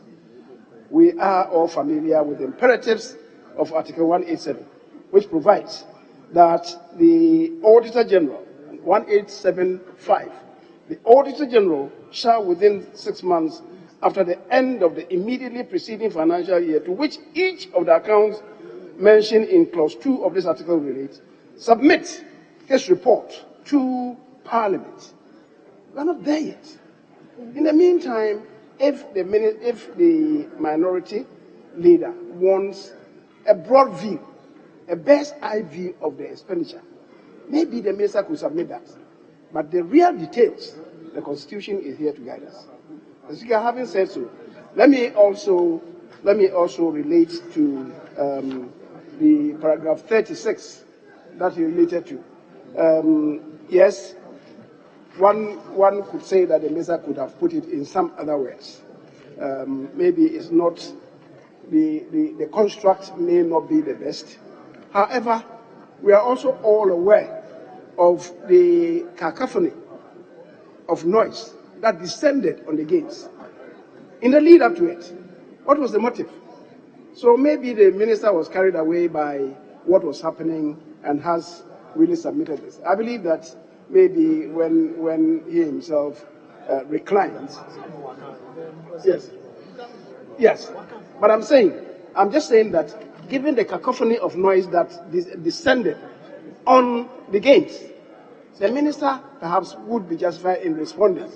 However, maybe if we recline, if the House reclines, we may say that, oh, minister, maybe we have maybe been a bit circumspect. But the people of Ghana, some of them, I would say, sometimes you would want to believe that the element of nationalism, the element of patriotism, have deserted some of our colleagues, our compatriots. The Speaker, having said that, let me rest, and I believe that the minister may want to respond to one or two matters. The Speaker, thank you very much. Thank you very much.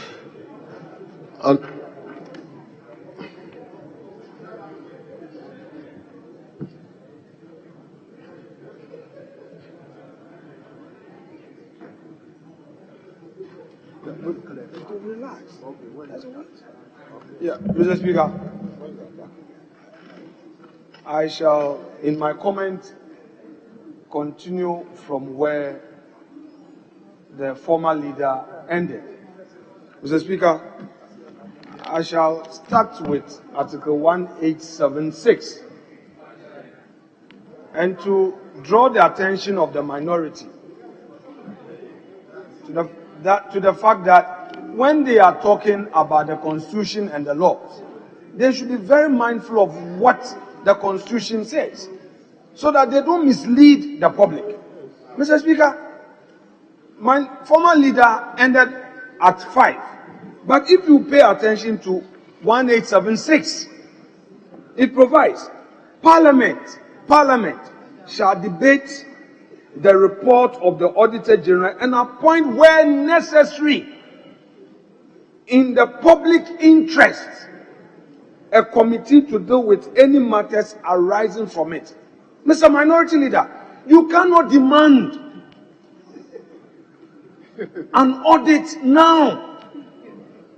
If you look at 1872, it provides the public account of Ghana and all public offices, including the courts, the central and local government administrations of the universities and public institutions of like nature, of any public corporation or other body or organization established by an act of Parliament, shall be audited and reported on by the Auditor General.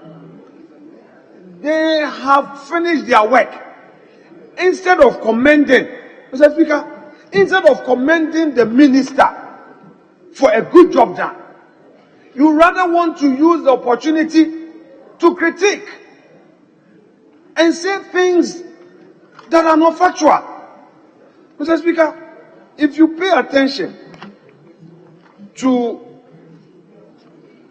page 16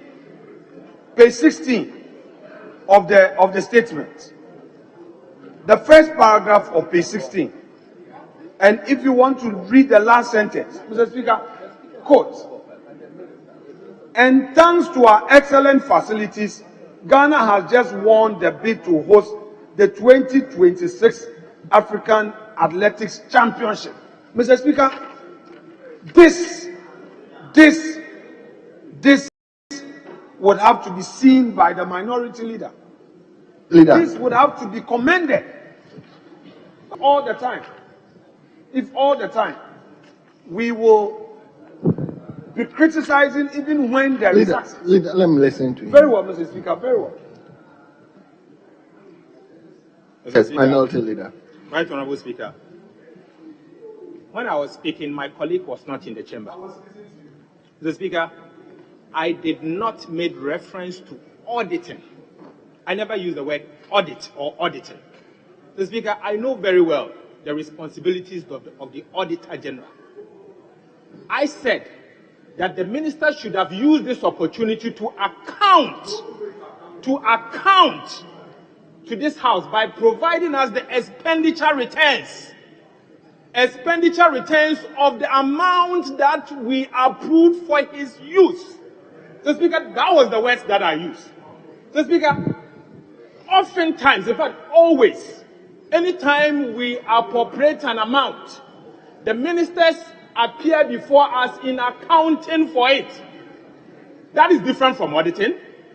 That is certainly different from auditing. And so he cannot hide under Article 187. Come and account for the amount that has been allocated to you. Thank you. Simple put. Don't hide under Article 187. You have to account for the amount. Mr. Speaker, that's what I'm asking. Thank you very much. Well noted. Yes, leader. Mr. Speaker, such debates are good for the public and it's good for the House. The only way you can give a proper account is after you've been audited. It's after you've been audited. I'm not an accountant. You are an accountant. If you've not been audited, how do you validate your account? Please. The only way you can render an account is after you've been audited. That is the law, and that is what the Constitution says. So you cannot say the man should come and account for expenditure and the expenditure returns and whatnot. He has to be audited first. It is only after the audit that this House will be seized with that jurisdiction, and if necessary, set up a committee to look into it. For now, let's celebrate the success story of our respected colleague. Let's respect that. Mr. Speaker, Ghana is being celebrated all over the world. The naysayers said that this could not be done. This young man said it is possible. This young man said it is possible and it has done it.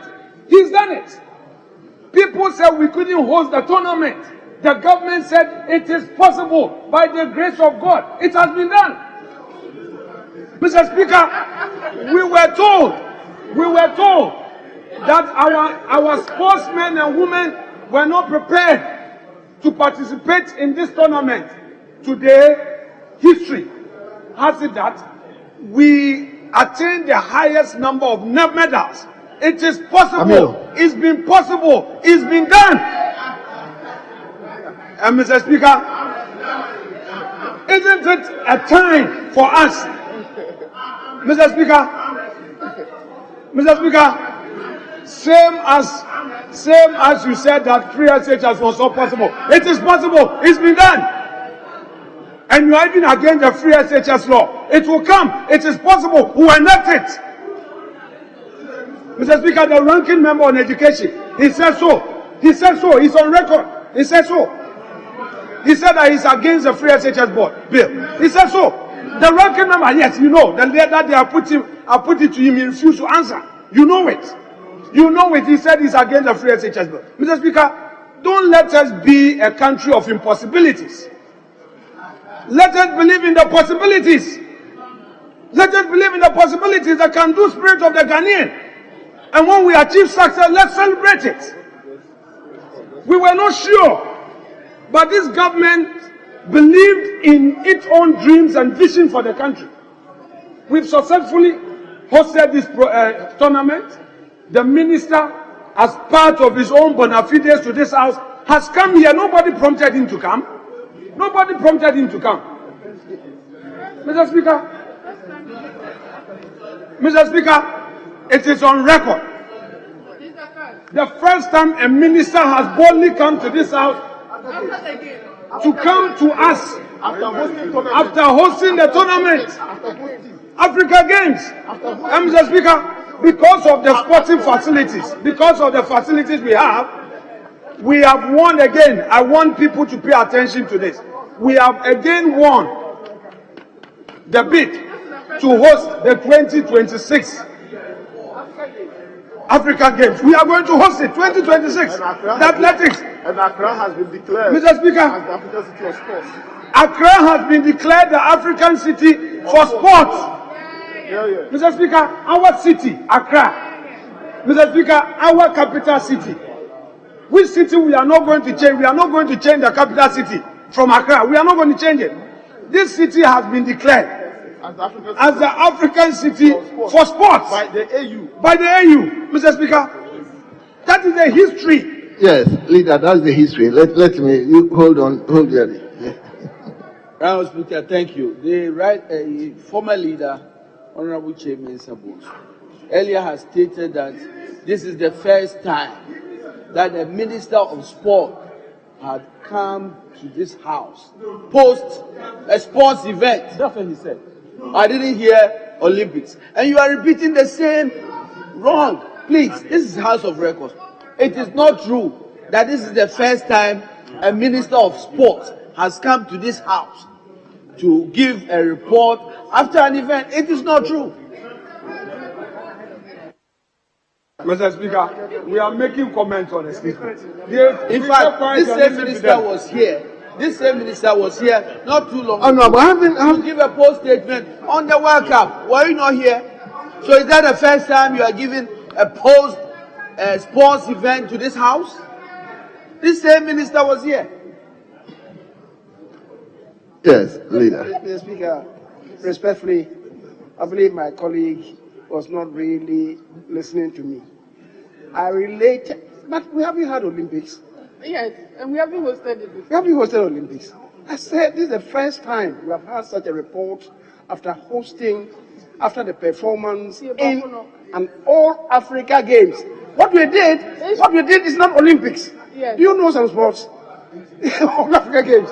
We have never hosted it. We have never.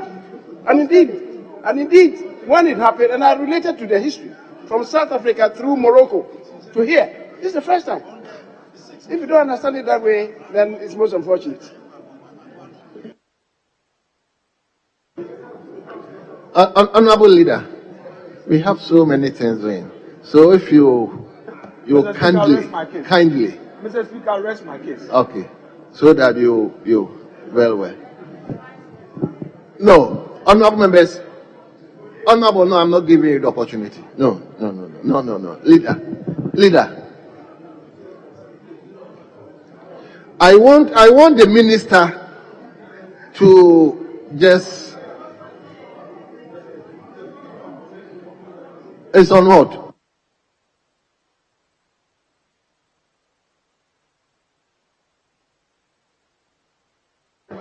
I'm not admitting any.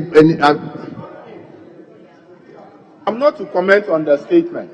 I had referred to the standing orders, and Honorable said my reference to Order 93.5 was wrong, but rather Order 91.3. And Speaker, I think I'm right, and he's rather wrong, because Mr. Speaker, if I may refer you back to the standing orders. If you look at Order 93.1, it says that by the indulgence of the House and leave of the Speaker, a member may explain a matter of personal nature or make a statement on a matter of urgent public importance at the time appointed for statement under Order 67. And 2 says that the proposed statement shall be admitted by the Speaker with or without notification. Mr. Speaker, the Honourable Minister brought the statement to me as a leader from his caucus. I received it and minuted it to you, which was admitted. Mr. Speaker, the minister is a member of Parliament. Order 9, Honourable member. Order 91, Honourable member. completely different from what he is saying. Honourable member, please resume your seat. Leaders, all of you should resume your seat. The statement was made by a minister. He's a member, but he didn't come here to make the statement in his status as a member. Honourable, please. He didn't come here to make the statement as a member. He came here to make a statement as a minister. And therefore, if it is a minister, the reference goes to Order 91. So please, we don't need to spread our hairs on this, please. Mr. Speaker, just to assist you, it's a statement delivered by Honorable Mustafa Yusuf, MP, Minister for Youth and Sports, on the post-African Games at the Parliament House of Ghana. So in his capacity as a minister, Mr. Speaker, no, MP, the designation as an MP, Minister for Youth and Sports on the post-African Games at the Parliament House. So as a minister, not as an MP, please don't go there. Honorable, let's go. Let's move on. So, Minister, let me, if you can wind up for us. Thank you, Mr. Speaker. Mr. Speaker, I want to thank my colleagues for their contributions to the statement that I made this morning, and I've taken note of their concerns. And I want to use this opportunity to ask the Hansard Department to take the paragraph 37. It's 37. 37. The negative publicity is 37. Then, because take it out, but also to make it clear, it's 36. Okay. And also, Mr. Speaker, to make it clear to all members here that as a minister, we will account for every CD. Every CD is going to be accounted for the games. And I just want you to know that the reason why this statement do not capture the financials is because you have ordered your ranking member to file a question. The question has been admitted by the Speaker of Parliament, and he has been referred to me, and I'm ready to come and respond. So that is why it wasn't captured. It is not that we are hiding anything. I want that clarity to be made, that every penny is going to be accounted for. Be rest assured.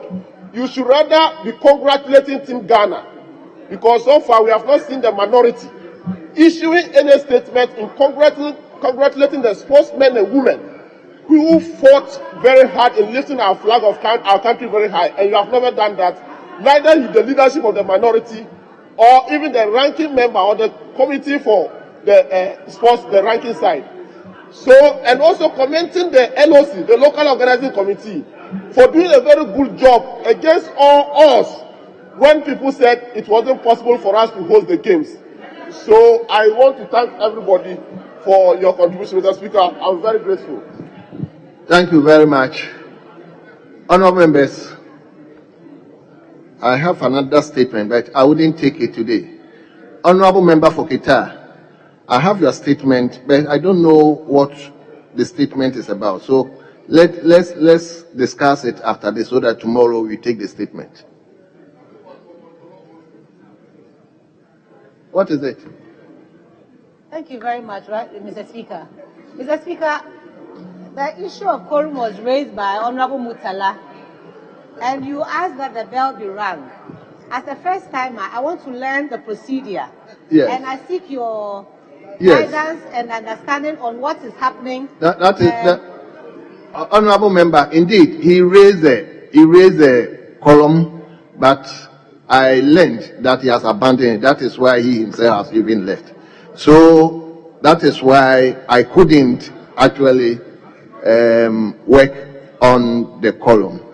He is not here. He immediately raised it, I realized there was some discussion, he left. So my understanding is that he has abandoned the issue of the column. That's so. Mr. Let's Speaker, move on, please. that was not made clear to us. And Come that's again. why that was not made clear to us. And Yes, because he we are wasn't following here. the He wasn't here. That is my interpretation. That once he left Mr. the Speaker, chamber, please immediately he communicate raised that to the issue. I construe it to mean that he has abandoned. Let's move on. Right now, Speaker, with all due respect, the business of this house must go on. Very important. And we often do that because if we continue to raise quorum, a lot will not be done. I understand that. But right now, Speaker, it is important for us to also accept that when a member raises a quorum, it is the responsibility of the Speaker making sure that our rules are respected. That even if a member abandons it, that it is communicated to the entire House so that we are all guided. It is very, very important. Because it's not as if we want to disregard our own rules. It's very, very important we do that. Thank you very much.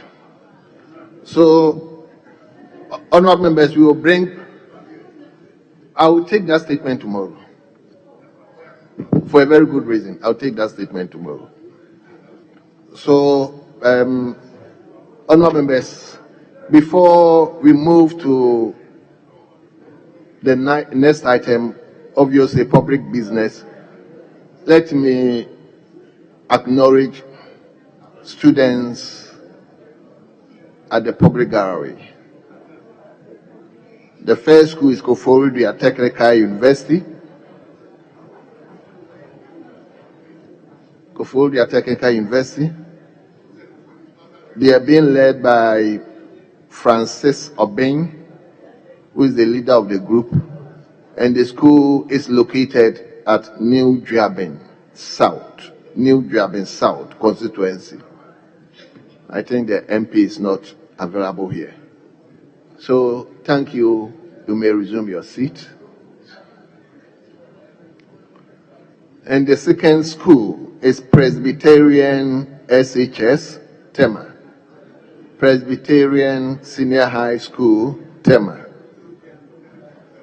And they are being led by Ernest Akomenyi Donko, who is also a leader of the group, and the school is located at Tema Central Constituency. Tema Central Constituency. Thank you. You may resume your seat. You are welcome, and I hope you monitor and study proceedings with the hope that that will ginger you to go and study hard, so that tomorrow, when we are not here, you come and take over from us. Thank you very much. So, yes, leader. Yes, Mr. Speaker, at the commencement of public business, page 43, item 76.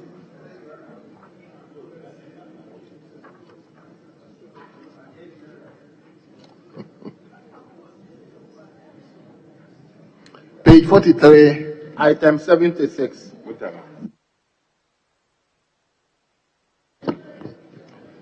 Yes. National Road Authority Bill 2023 at the consideration stage.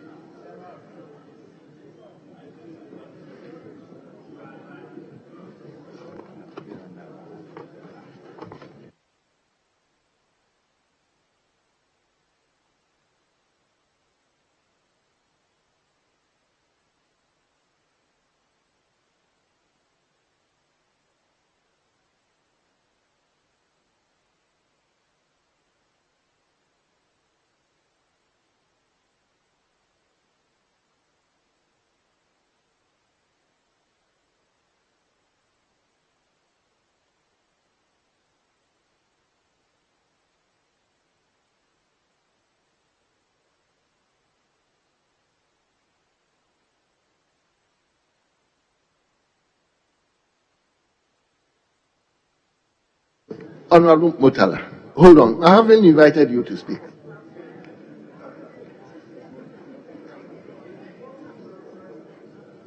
Yes. He was here in the morning. He raised an issue of quorum. Immediately he raised the issue, he went out. Please allow me to speak. You went out. I assumed that once you've gone out, you've abandoned me. And that was my understanding, my decision. You were outside, somebody just whispered that to you, and quickly you just come, just to, I mean. Thank you, Mr. Speaker. It will be appropriate you listen to me. Mr. Speaker, in the first place, Mr. Speaker,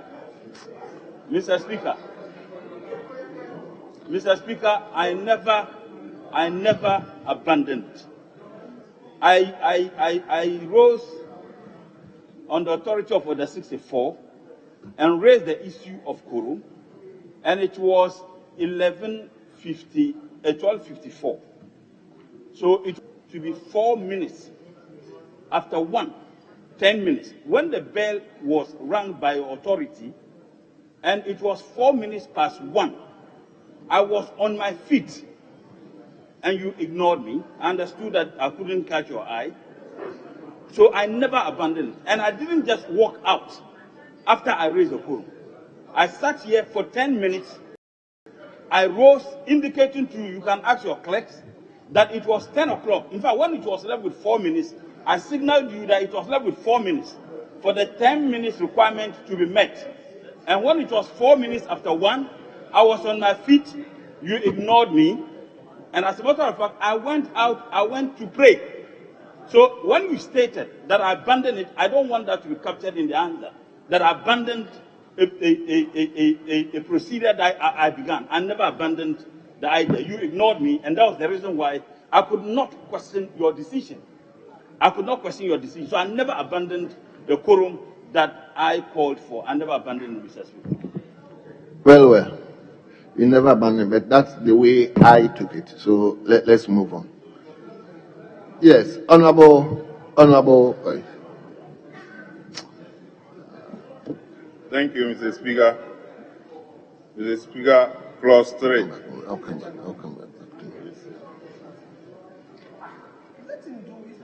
Clause.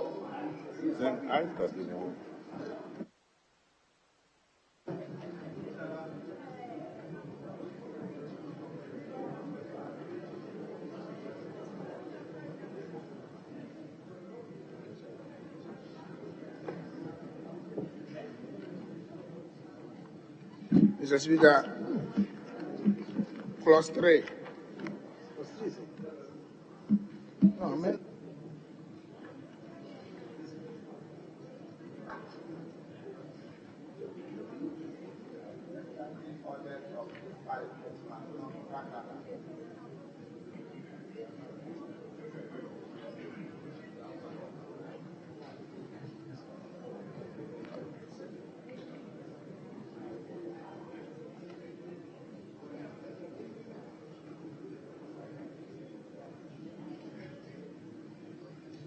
So, Mr. Speaker, clause 3, amendment proposed. What clause are you dealing with?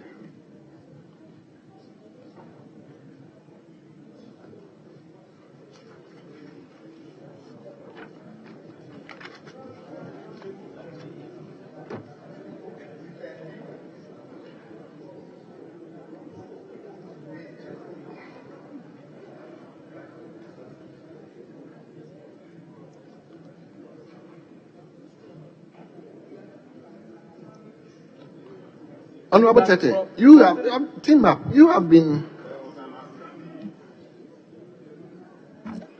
Mr. Speaker, there was an outstanding issue on clause 3, clause 4, clause 6, 23, and 32. Can we finish So we are not the rest? We are going to clause 42. Yes, let's finish the rest, and afterwards we can come back to those ones that are there. Clause 42.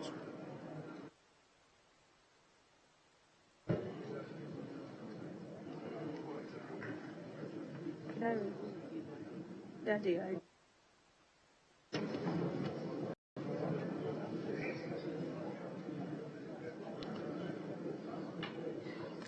Yes, Chairman. Cross 42 amendment proposed. Line 2, delete.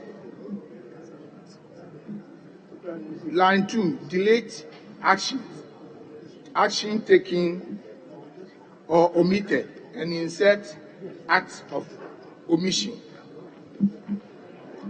Mr. Speaker, the rationale or the purpose is for clarity, to give clarity to the entire clause.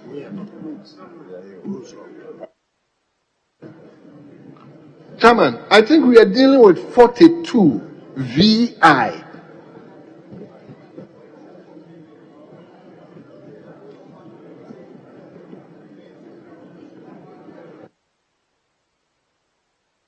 I will request that Alex, who has been doing the bill, continue to do it.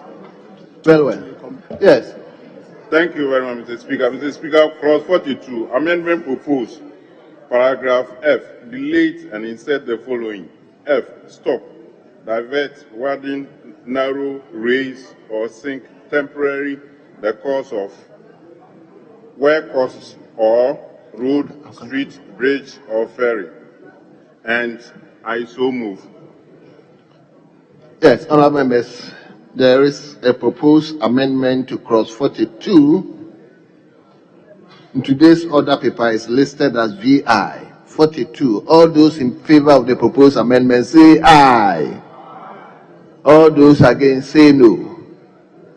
Honorable members, the ayes have it. The proposed amendment is carried.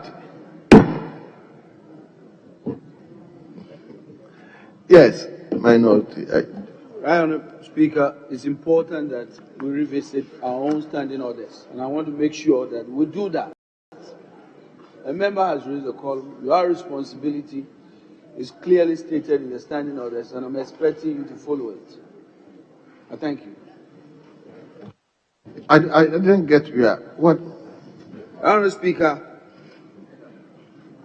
the person presiding when a quorum is raised shall direct the clerks at the table to cause the bell to be rung. Continue the business of the House for a period of 10 minutes. And then, if we don't get the numbers, we'll follow the right process.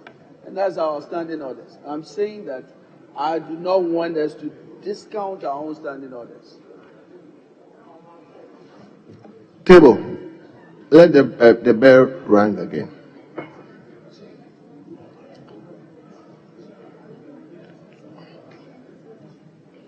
Yes, Honorable Tete. Yes, Leader. Mr. Speaker, I was just interrogating what appears on the order paper. Because what is here is F. What is here is the deletion of F, which I thought really is necessary. Now they are saying that it's G that ought to be deleted. So that's the concern I was raising with them. I understand it shouldn't be Yeah, it's F, G. but rather G. G. It's a typo mistake on the other paper.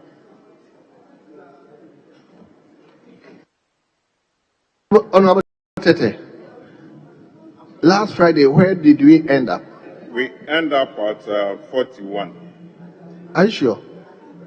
Yes, there was issue on 42 when we raised and a member raised the quorum, and we stopped at that 41. Yes, Honorable Hiafo. Mr. Speaker, if it is the D rather that is being G rather that is being deleted and substituted, then it is the same as the F. Look at the F. The F. The same. The F. The F is talking about stop, divert, widen, narrow, raise. So what then be the difference between that one and the proposed amendment in F, if it is not the F that is supposed to be deleted?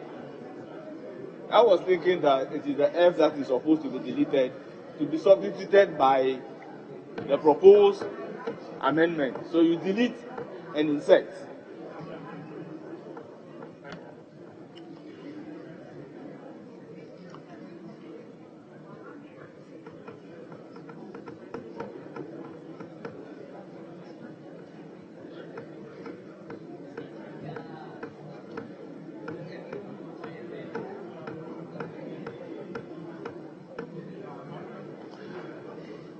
Yes. Yeah, Mr. Speaker, we are clause 44, rather, clause 44. If you look at the vote and proceedings, we end at 43. So 44, we are going to clause 44. There's no proposed amendment there. We have 43.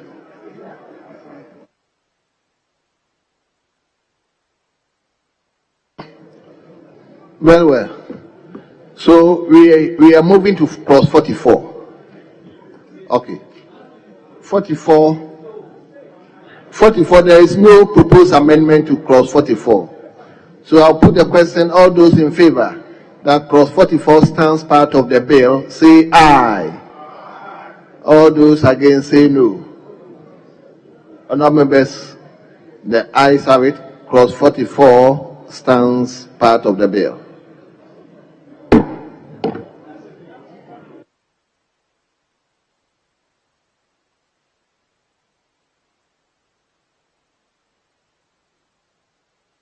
Clause 45.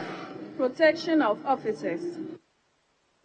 Thank you, Mr. Speaker. Mr. Speaker, clause 45, amendment proposed, line 2, delayed actions taken or omitted to be taken, and insert acts or omission committed. I so move, Mr. Speaker.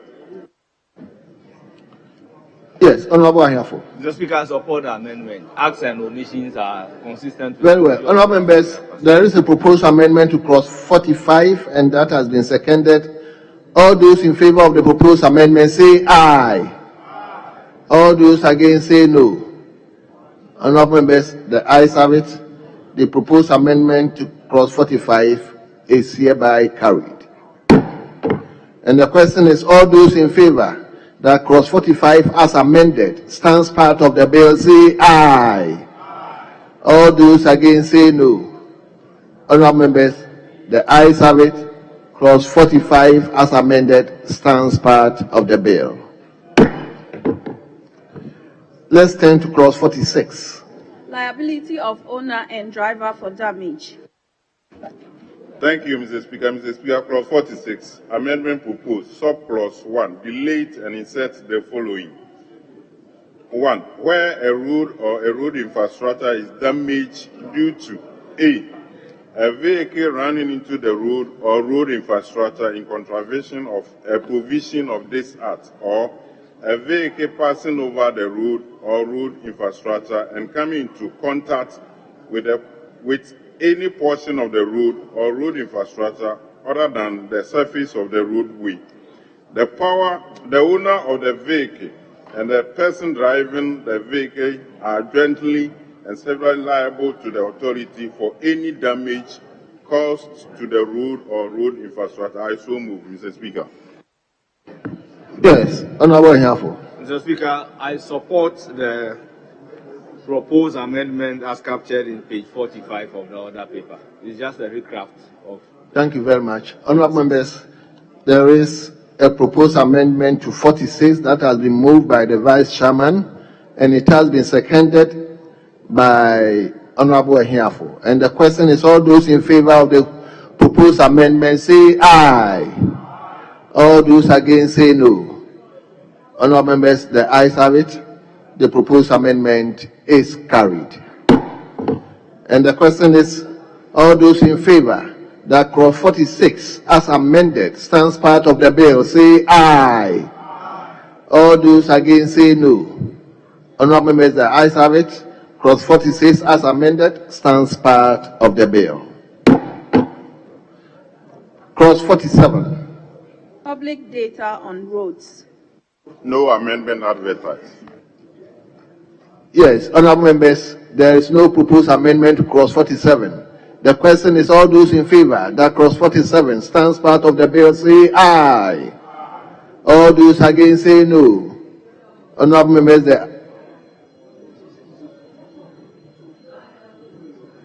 yes, leader. Mr. Speaker, just a minor surgery on the head note.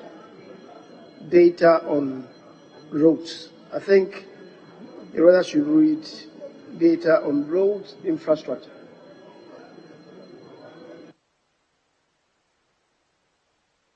Very well. Honorable Sena, your team, drafters, please take note of. Speaker, why infrastructure? Leader, he wants to expand. The head note is public data on roads, and you want it to be public data on roads infrastructure. So why introduce infrastructure? Mr. Speaker, it is so because 47(1) provides the authority shall record, keep and maintain accurate and up-to-date data on road infrastructure, not roads alone. Not just the pavement, not just the paved road, but all road infrastructure, including drainage, bridges, and even road furniture.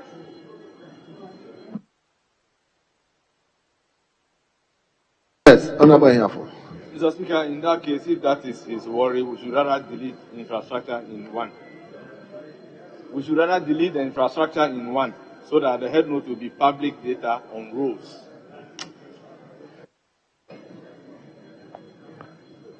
Leader, are you with him? The Speaker, the data is supposed to be on the totality of the road infrastructure. And the road infrastructure includes not just the road, which is the asset, whether paved or what state it is in. It includes drainage.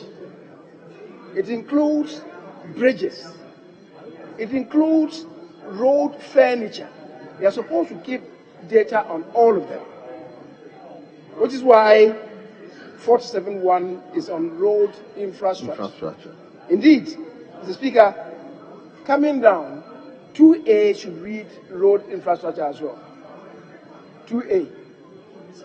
2A should read road, the condition of road infrastructure. A condition of road infrastructure, so that it will be in sync with the head notes. Mr. Speaker, I said so because if you go to page 24, if you go to page 24 of the bill, the interpretation column, definition of road. Road means a way or a street of land open to the public for the purposes of travel as a matter of right and over which abutting properties. Over which abutting property owners have for the right of the light and access, and includes roads, streets, rights of way, bridges, railways, highways, crossing. Mr. Speaker, all those things are within the definition of roads. So we cannot interpret road this way and in the body of the law be talking about road infrastructure. Because once you mention road, all that he is mentioning is within the definition. So when you say data on roads, then you are talking about data on roads that he is talking about. It's been defined in a very elaborate manner. So we cannot be saying road infrastructure. That is why I am of the view that we should let the marginal note remain the way it is. Then when we come to 47(1), the word infrastructure there can rather be deleted. Mr. Speaker, I think on this occasion, the former majority leader will be convinced, having looked at the elaborate definition, that the law has given to roads.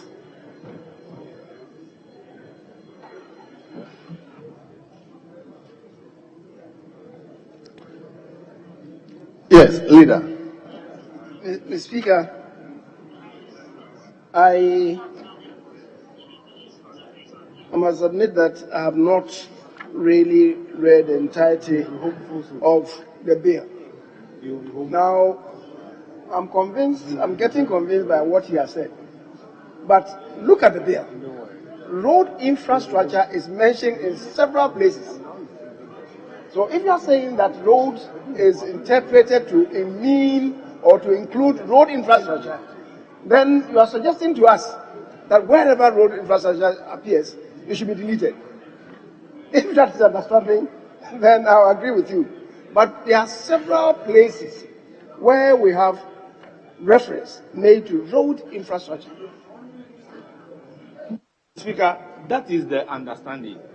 Because if you define roads to include the infrastructure, and then you are again talking about road infrastructure, then what are you doing? Because you define road already to include the infrastructure, the gutters, everything. So you cannot be talking about a road gutter, having defined roads to include it. So I agree that wherever we have road infrastructure, consequentially, it should read roads.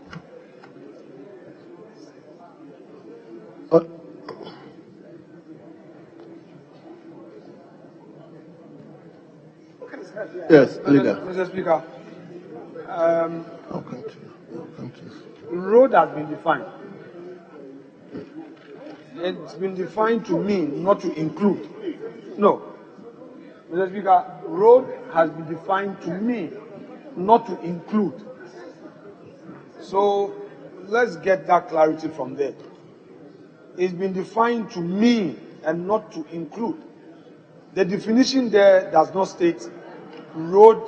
The definition of road includes the following. It says means.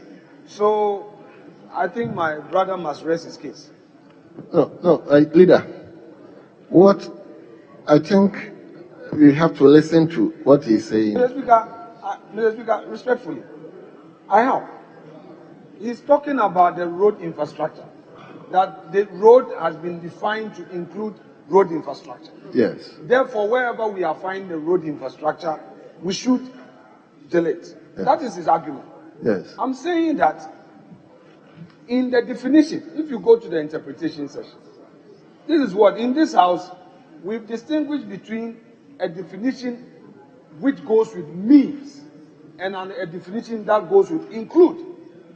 Means in our parliament here is definitive, it's limited. Once we list and we end there, it means so. But when we say include, it means that it has an open end. That is what I know for a fact that this house has concluded on when it comes to those definitions. So I just want a clarity on it. If you're saying that means, and then you are saying that road infrastructure has already been defined, I just want you to pay attention to those lists, whether there is anything called road infrastructure there. Then, Mr. Speaker, we can bring the matter to a rest. Otherwise, I don't see the argument. Thank you. Yes. Speaker, leader is worried about me using the word include. But as a student of law, I know in interpretation you must read the provision as a whole. Now, if you read the definition of roads up to line 4, you would agree with me that the word used there is includes roads, streets, rights of way, bridges. So the word that is used in the text of the definition is includes. You understand? So when we are talking about the bridges, the streets, the gutters, the railways, crossing, all those things, the word that is used in the bill is includes, which means that when you get there, you interpret it using the ejusdem generis rule. It is on that basis that I am using the word include. So I am not wrong. Leader, you know when it comes to these matters, I'm very meticulous. So the word includes is in the definition. That is where I am picking it from. I know he's saying that it means But when we get to line 4, in order to apply the jus generis rule, they said include, which means that it is not limited. Mr. Speaker, that is the understanding. It is not limited to the items mentioned. Any other items that form the genus would be included in it. Number Makata, will you help us? Yes. Thank you, Mr. Speaker. Speaker, I am not getting clearly what they are arguing about, because if we talk about road infrastructure, it should not be limited to the normal road that we ply on. It encompasses everything that comes into contact with the road. So you are talking about infrastructure in its totality. So whatever it is there. So it should not be seen from perhaps English or necessarily bigger point of view. It's rather from the technical point of view. Anything in connection with road, are put together as infrastructure.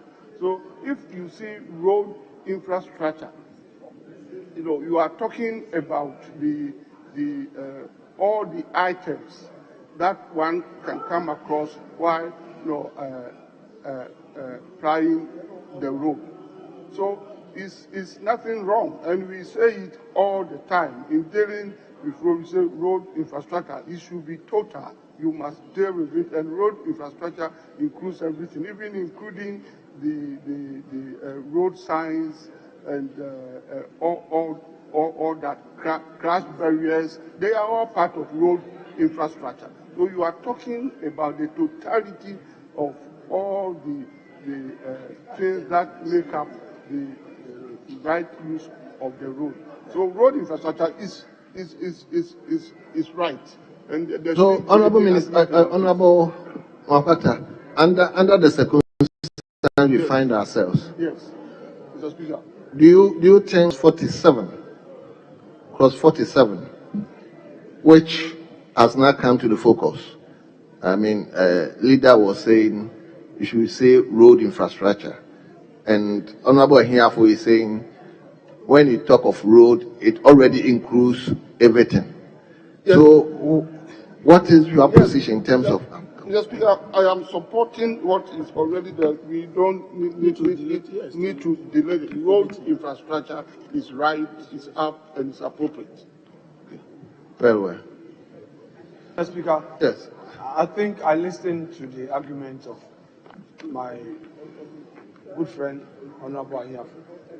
And yes, he's right in the conclusion he came to, because he derives his strength from that line 4, which also talks about road includes. So I think to cure this, we can delete that road includes, that provision in the interpretation, so that it will read air and access roads instead of and includes roads. So, Mr. Speaker, I think we can find a cure there so that we can maintain, but that's the point I'm making. The interpretation bit, that line is what brings the problem. So I agree with him that we can get rid of it, then we can on all fours be right in going by the road infrastructure argument that it should remain. You find? Yes.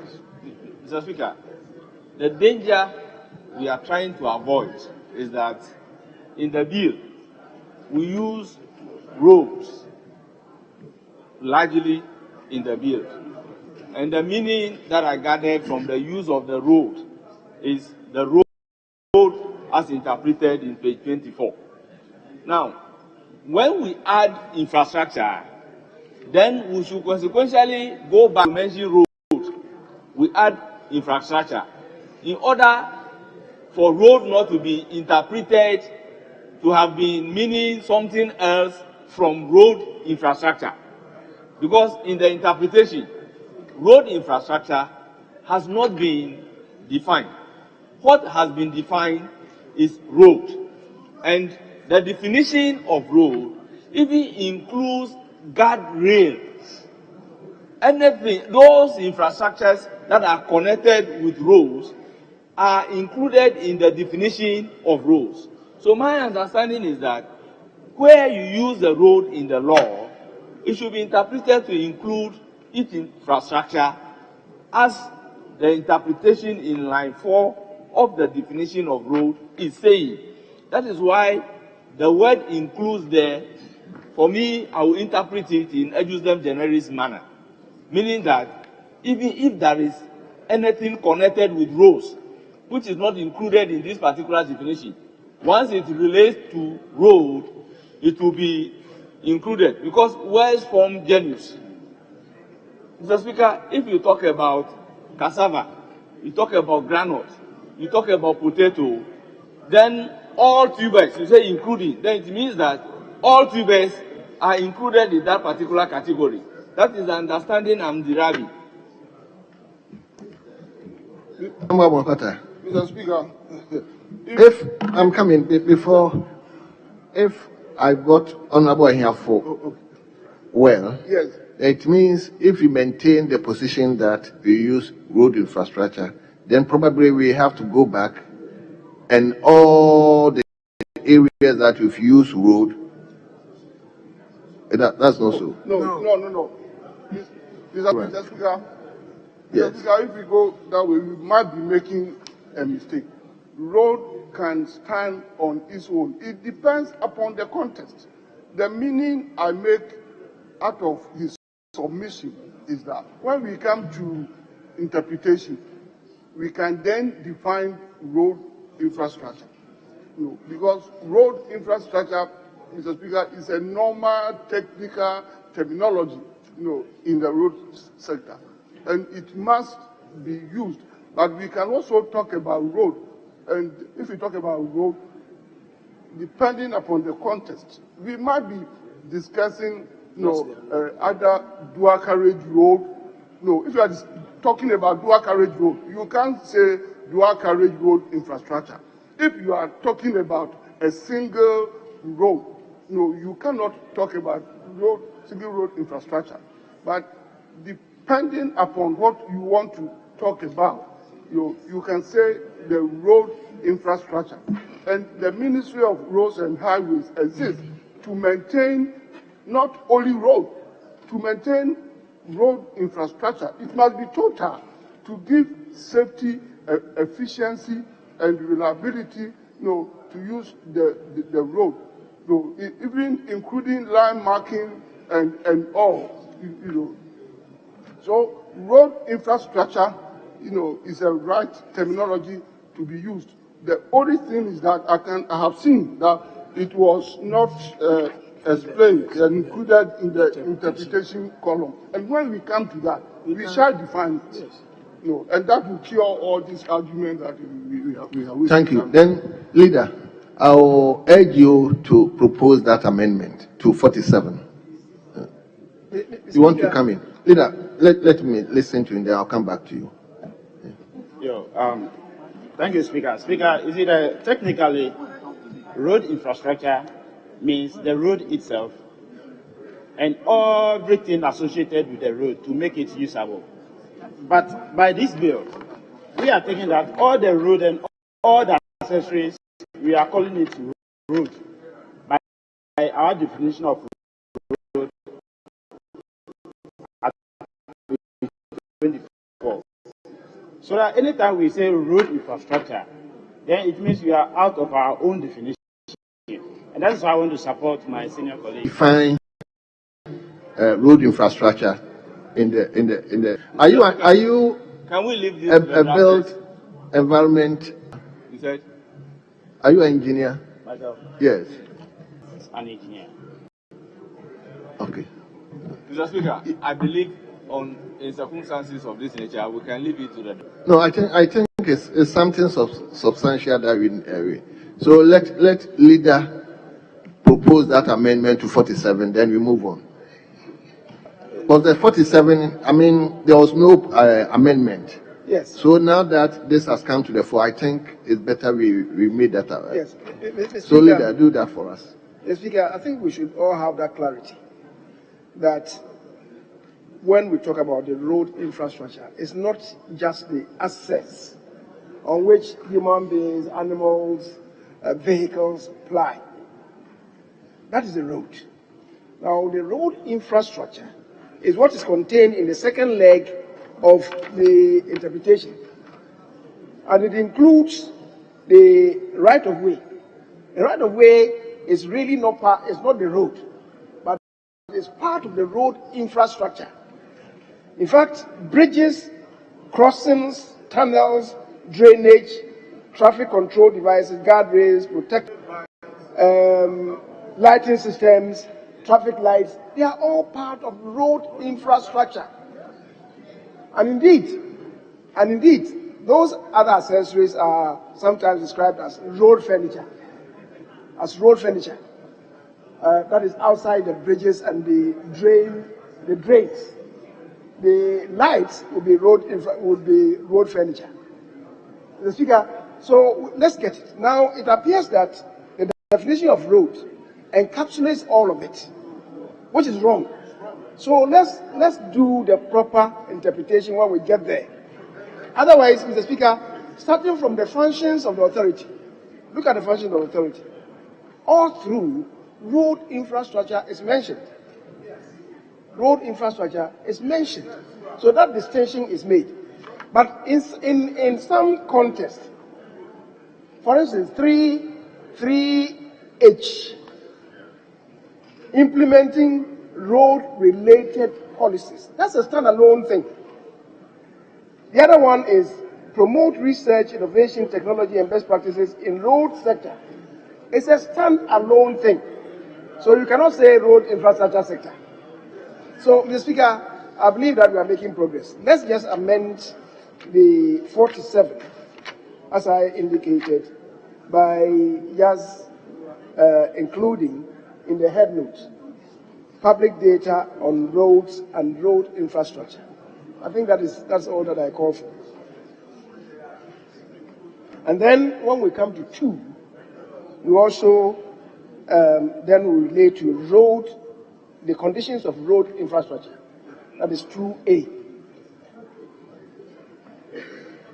Yes, thank you. That's how it's supposed to be. Yes. Once they say we should provide a definition in the interpretation, my view is to leave it for the drafters. And I take consolation from the fact that in paper and hearts, parliamentary debate shall be a guide to interpretation. So I will leave it for the drafters.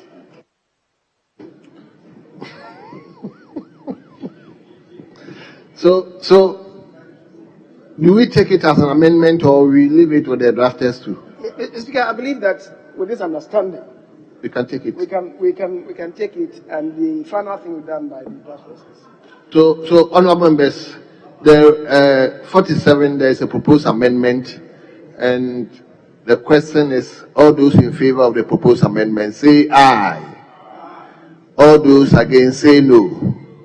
Honourable members, the ayes have it. The proposed amendment is carried. And that all those in favour that clause 47 as amended stand part of the bill say aye. All those against say no. Honourable members, the ayes have it. Clause 47 stands part of the bill. So, drafters, please take note of the amendment made by Honourable Chairman Obosu. Very well. So let's turn to clause 48. Power to request information. Thank you, Mr. Speaker. I'm relying on advertised amendment proposed, subclause 2, line 3. Delete after the request by the authority and insert from the date of receipt of the request. I so move. Yes, Honourable Anyafo. Mr. Speaker, I support the amendment. Mr. Speaker, the rationale for the amendment, reading the clause, it says, a person from whom the authority requests information under subsection 1 shall provide the information to the authority within 7 days after the request by the authority. Mr. Speaker, the authority may request, but the request letter may not get to the person. Therefore, if you say after the making of the request, it means that the person may not be able to comply if the request date may be 10th, and then the response should have been before 17th, and the person received it on the 16th. So it should be from the date of receipt of the request. So the 7 days run from the date of the receipt of the request. So I support the amendment. So is it the same amendment or the further amendment? It's the same. Very well. Very well. Very well. And you are giving the rationale. Wonderful. So, honorable members, all those in favor that the proposed amendment to clause 8 listed in today's order paper IX, all those in favor say aye. All those against say no. Honorable members, the ayes have it. The proposed amendment is carried. Yes, leader, there's another proposed amendment to clause 48. Mr. Speaker, of having congruence. Now you look at 48.1. It says the authority may request information from individuals, organizations, or entities. Now all these have been collapsed into a person, in two. I'm just saying that for reasons of congruence, let's conform to how it's been constructed in 48.1.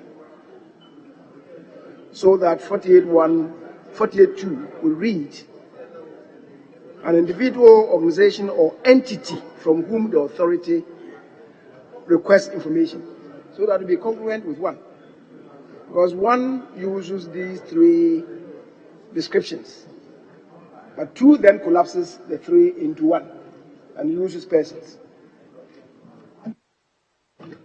Chairman, are you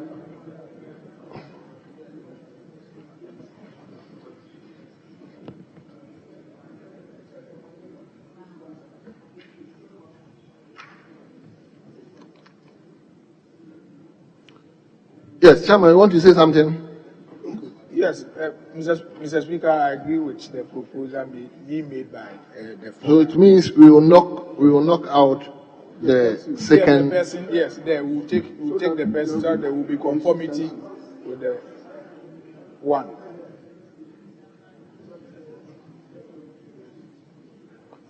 Yes, Honorable Henfo, yes. Mr. Speaker, in our Interpretation Act, a person is defined to include individual, organizations, and entities. So what we can do is to go to 48.1 and delete individual, organizations, and entities and insert a person. So the new rendition will be the authority may request information from a person that is involved in road infrastructure projects, services, or operation, so that the two can stand.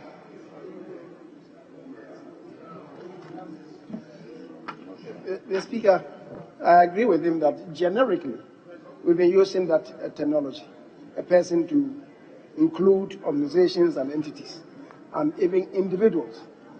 But for purposes of clarity, in many of the bills, we have also made a distinction. And I think that for this purpose, we should use the individual, organization, or entity. And then for 2 and 3, we replicate the construct, the same construct.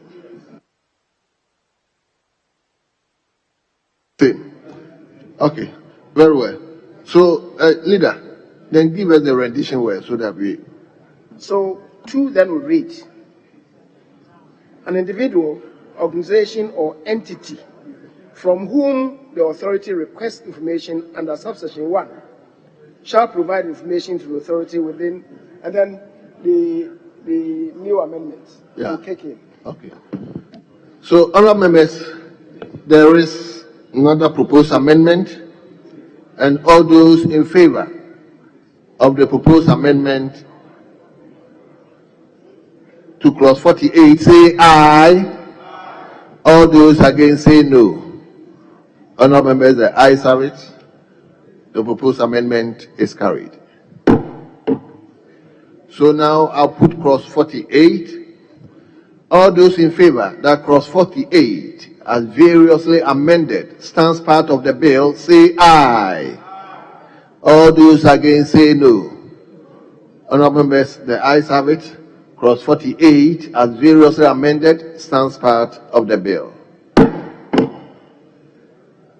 Let's turn to clause 49. Public notice. No advertised amendment.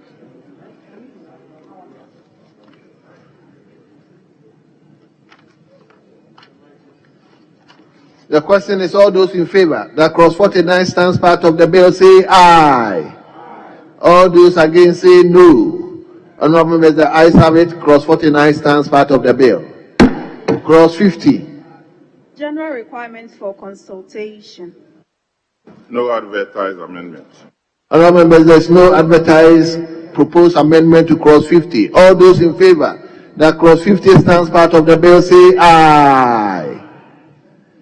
Yes, leader. Mr. Speaker, a minor insertion In clause 50. in 51 provides the authority shall ensure that consultation with relevant stakeholders is undertaken on matters related to road infrastructure development and management. The Speaker, when you go to Section 2, which deals with the object of the authority, it relates to four main matters: planning, development, maintenance, and management. So 50 should relate to those matters as well. So it should relate to relating to road infrastructure, development, maintenance, management, and if you like, planning first. I think that should be the order. 50 is 50.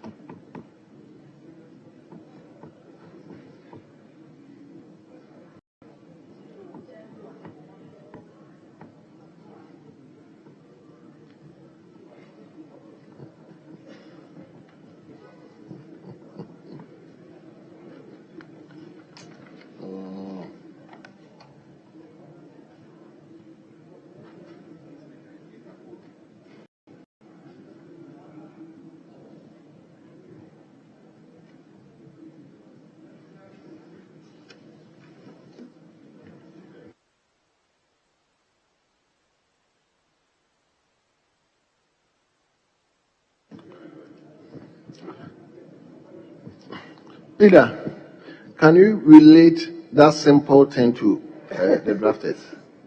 Yes, because what I'm saying is we should look at the object of the authority in clause 2. In clause 2.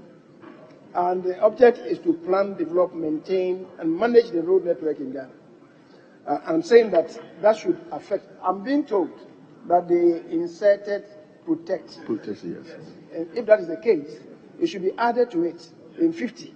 So you have the whole complement of what the object of the authority is in this application.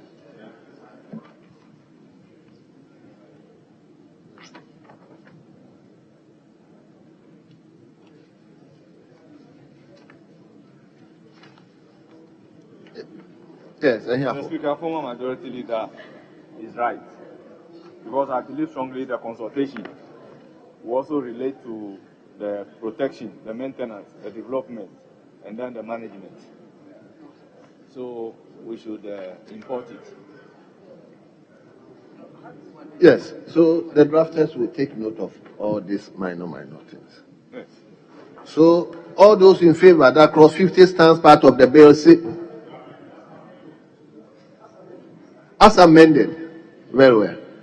All those in, then let me put the question. In favor of the proposed amendment to clause 50, say aye. All those against, say no. Honorable members, the ayes have it. Clause 50 stands for the ayes have it. The proposed amendment is carried. Now the question is, all those in favor that clause 50 as amended stands part of the bill, say aye. All those against, say no. Honorable members, the ayes have it. Clause 50 as amended stands part of the bill. Now clause 51. Custody and use of common seal. No amendment proposed.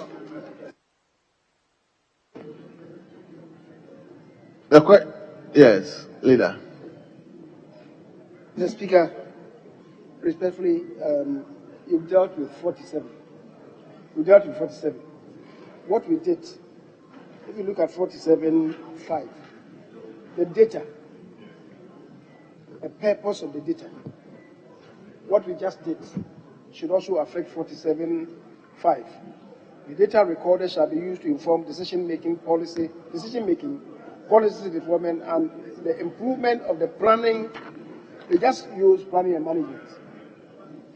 So you go there, and then you are talking about development, planning, maintenance, and management. So it should affect it. That is 47.5.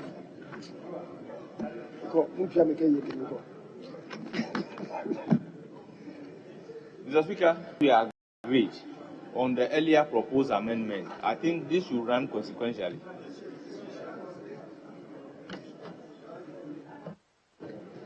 So, drafters, take this one too on board. What?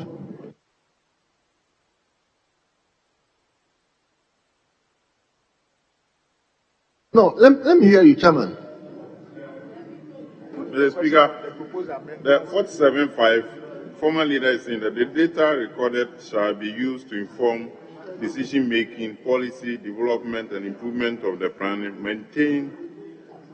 maintenance, and management of the... But that is 47. Yeah, 47, that's what the leader is. I said we've gone past that. Yeah, but he just... Oh, very well. Very well. So that's what I'm saying, the drafters should take note. And so 52, no proposed amendment. No proposed amendment, Mr. Speaker. So the question is, all those in favor that clause 52 stands part of the bill, say aye. All those against, say no. Honorable member, the ayes have it. Clause 52 stands part of the bill. Clause 53. Collaboration with other entities. Yes, there is a proposed amendment. Thank you, Mr. Speaker. I'm relying on advertised amendment proposed. Add the following new sub-clause 3.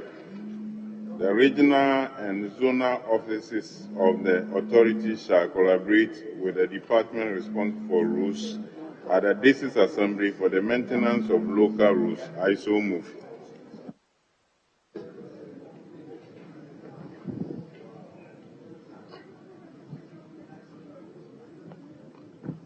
Yes.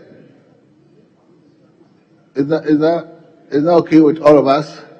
Honorable members, there is a proposed amendment to 53. All those in favor that clause 53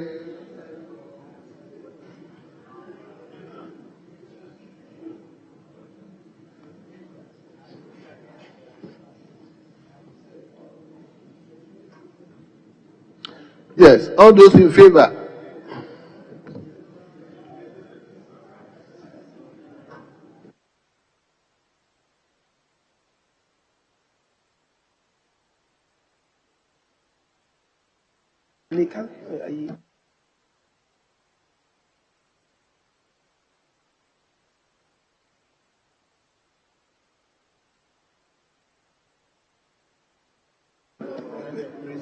Mr. Speaker, I was just saying that we should further amend this because it's not just for the maintenance of the local roads, but also for the effective planning, development, maintenance, and management of the local roads.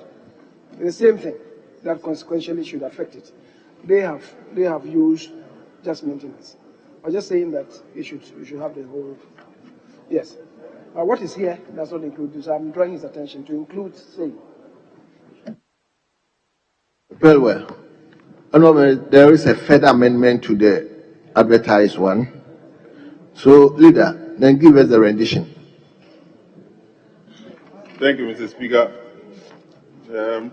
Former leader is saying we should add develop. So the new rendition will read: the regional and zonal offices of the authority shall collaborate with the departments responsible for roads at the district assembly for the maintenance and development of roads. Or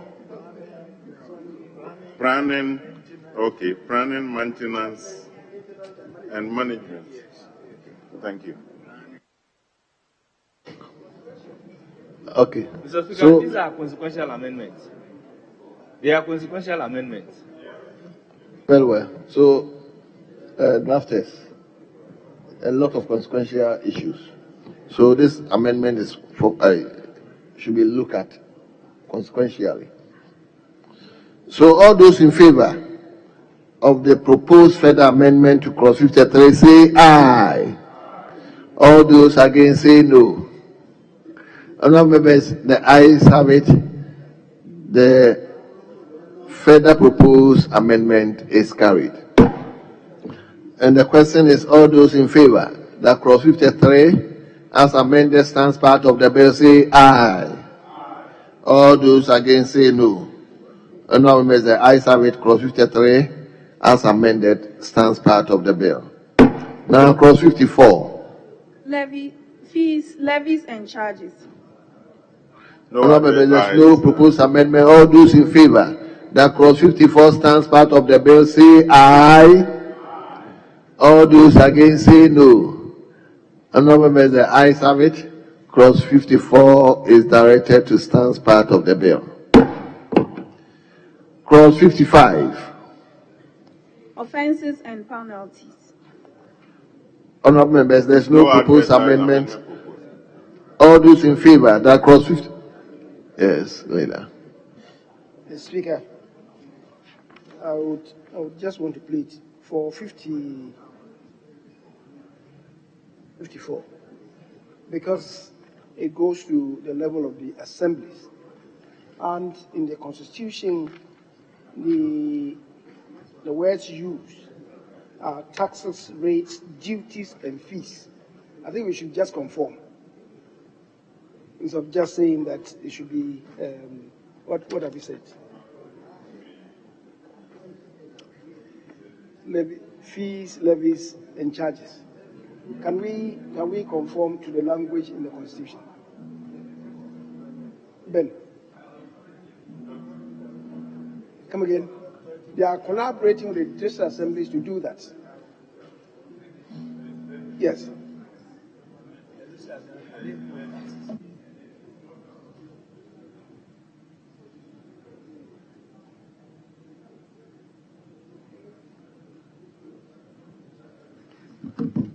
So all those in favor that clause 55 stands part of the bill say aye. All those against say, or you propose an amendment? Speaker, I was just asking that to exercise our minds as to whether it's 54 that we are dealing with, as to whether we may not use the language in the Constitution. Oh, okay. But if it doesn't find favor, I don't know. Oh, so what you are doing is to move us back to 54. No. Yeah, supposed to be 54. I think I made a mistake. So, drafters, take what my former leader is saying. Let's look at the constitutional. Let's look at the constitutional language. Mr. Speaker, Let's leave it to... Yes, that's when you should look at the constitutional language then. Yes. So all those that clause 54 stands part of the bill say aye. All those against say no. And now remember the ayes have it. Clause 54 is directed to stand part of the bill. Clause 55. Offenses and penalties. No advertised amendment. I'll put the question. All those in favor that clause 55 stands part of the bill say aye. All those against say no. Honorable members, the ayes have it. Clause 55 is directed to stand part of the bill. We turn to clause 56. Offenses committed by a body of persons. No advertised amendment, Mr. Speaker. I will then put the question. All those in favor that clause 56 stands part of the bill says aye. All those in favor that clause 56 stands part of the bill say aye. All those against say no. Honorable members, the ayes have it. Clause 66 stands part of the bill. Now clause 57. Regulations. Thank you, Mr. Speaker. Mr. Speaker, I rely on advertised amendment proposed. Paragraph F deletes open phrase, sorry, Mr. Speaker, open phrase after May, insert within 12 months of the following months of the coming into force of this act. I so move, Mr. Speaker. Yes. Mr. Speaker, I support the amendment. The reason being that 3 agencies are being put together to form the National Rules Authority. So if they delay in coming out with the regulations, it may be a bit problematic. That is why we want the regulation to come within 12 months after coming into force of the law. So it's as usual, within 1 year, you bring the regulations. Well. So all those in favor of the proposed amendment listed as XII in today's order, or honorable, yes, honorable. Mr. Speaker, when you use the generic term regulations and you give it a specific time, an agency authority can come up with a number of regulations. So how do we address that if you limit? Thank you, Mr. Speaker. Yeah, Chairman.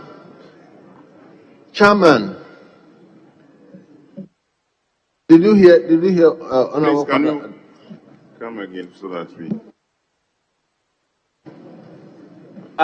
My challenge is, if you come out with the phraseology, regulations should come within 12 months. And for most authorities and agencies, they have more than one regulation. They come with more than one airline, even as they work. And so which specific regulation, unless it is named?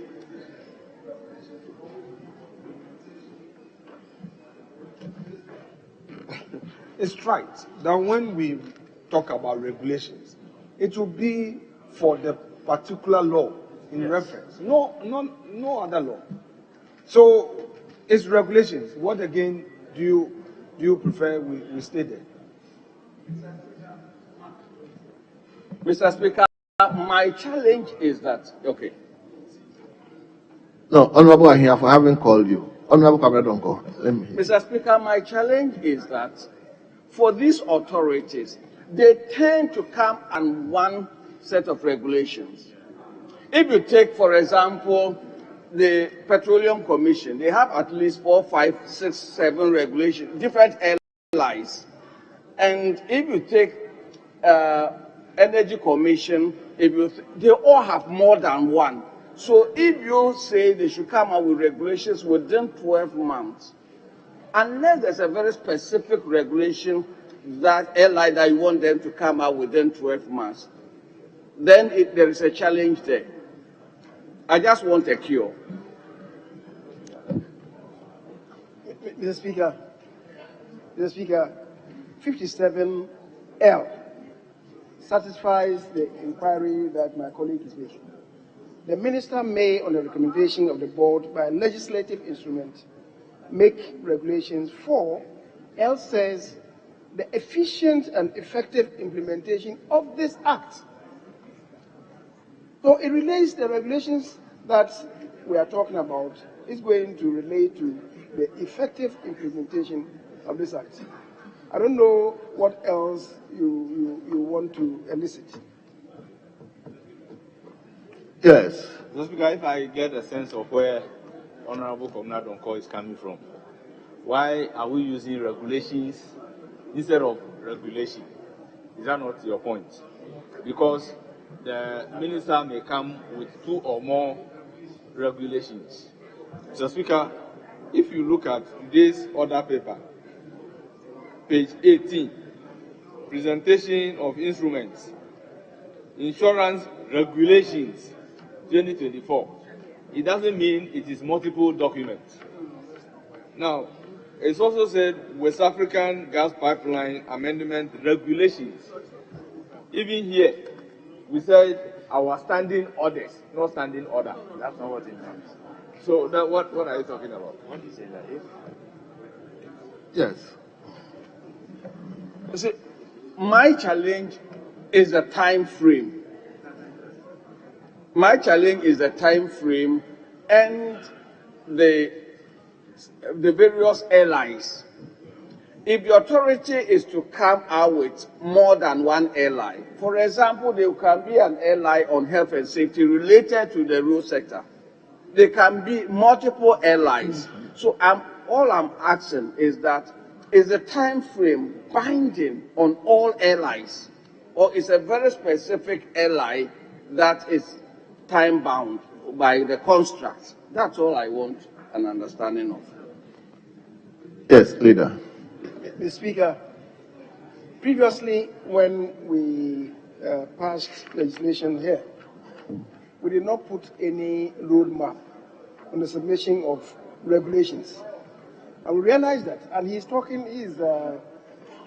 into the energy sector, the Petroleum Revenue Management Act. It took about 4 years or more before its regulations came to this House. So learning from those experiences, now the House is making fashioning the law. We're now making progress to say that regulations relating to the implementation of the particular legislation will be required to be submitted to the House within 1 year. That is 12 months.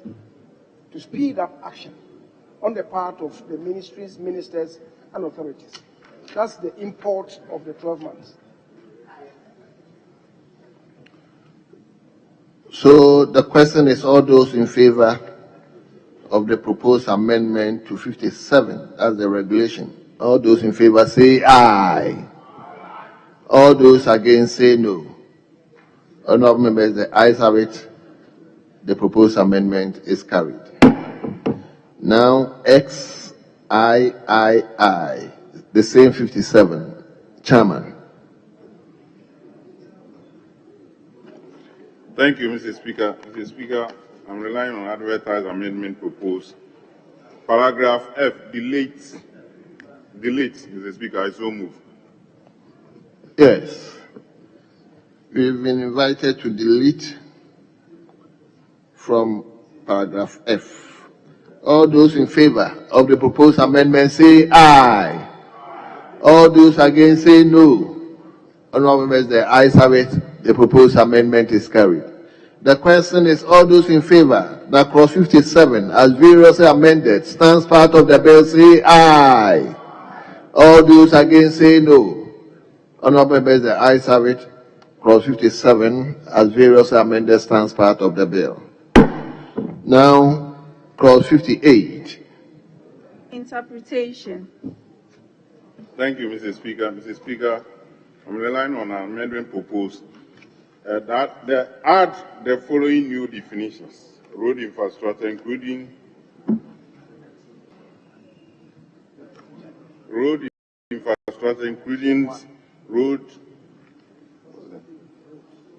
Roads. Okay, road users, including a driver, an operator of a vehicle, a passenger, or a pedestrian who uses the road. I so move.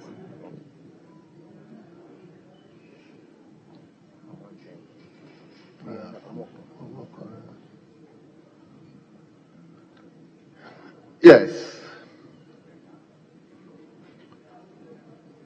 I'll put the question. All those in favor of the proposed amendment to clause 58, say aye. All those against, say no.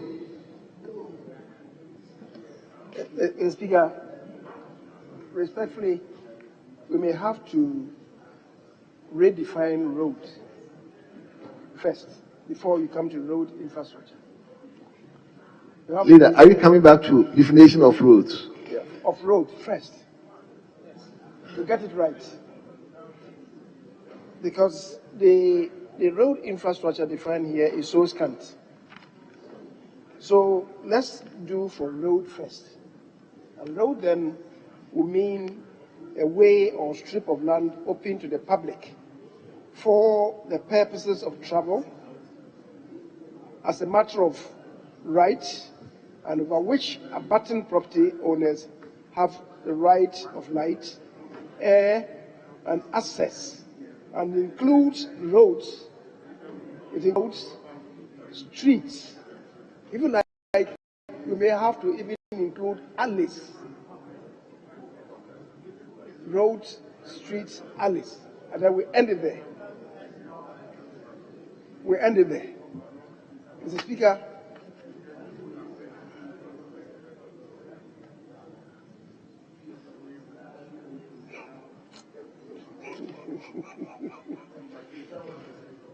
alleys. A-double-L-E-Y. Alley.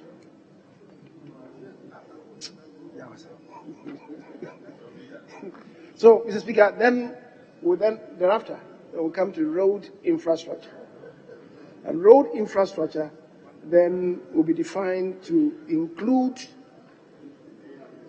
the road appurtenance, right-of-way, bridges, railway, highway crossings, tunnels, drainage structures, traffic control devices, guardrails, protective structures connected with public ways, lighting systems, traffic marks. They are all road infrastructure. So, Mr. Speaker, that's why I'm saying that we should break it up to define roads, and then we'll come to road infrastructure. I think that's a better way of doing it. Help me. Alleyways, I think this is what you meant. Alleyways, a narrow passageway between or behind buildings, an alley. The alleyway runs behind 2 rows of houses. That's what you meant. And I'm saying that the proper word is alleyways. Yes, it includes alleys that you talked about. It encompasses alleys. So it's a bigger definition. I'm trying to help. Yes. I think, Mr. Speaker, for the purposes of clarity, for us to be able to have a proper definition between roads and road infrastructure, it is important that we go by the proposal made by the former leader. I think we need to have. But personally, Chairman, I think the definition or the meaning of road infrastructure is becoming in the. So I would suggest that after everything, let's sit down with the drafters and see how we will. Yes. So.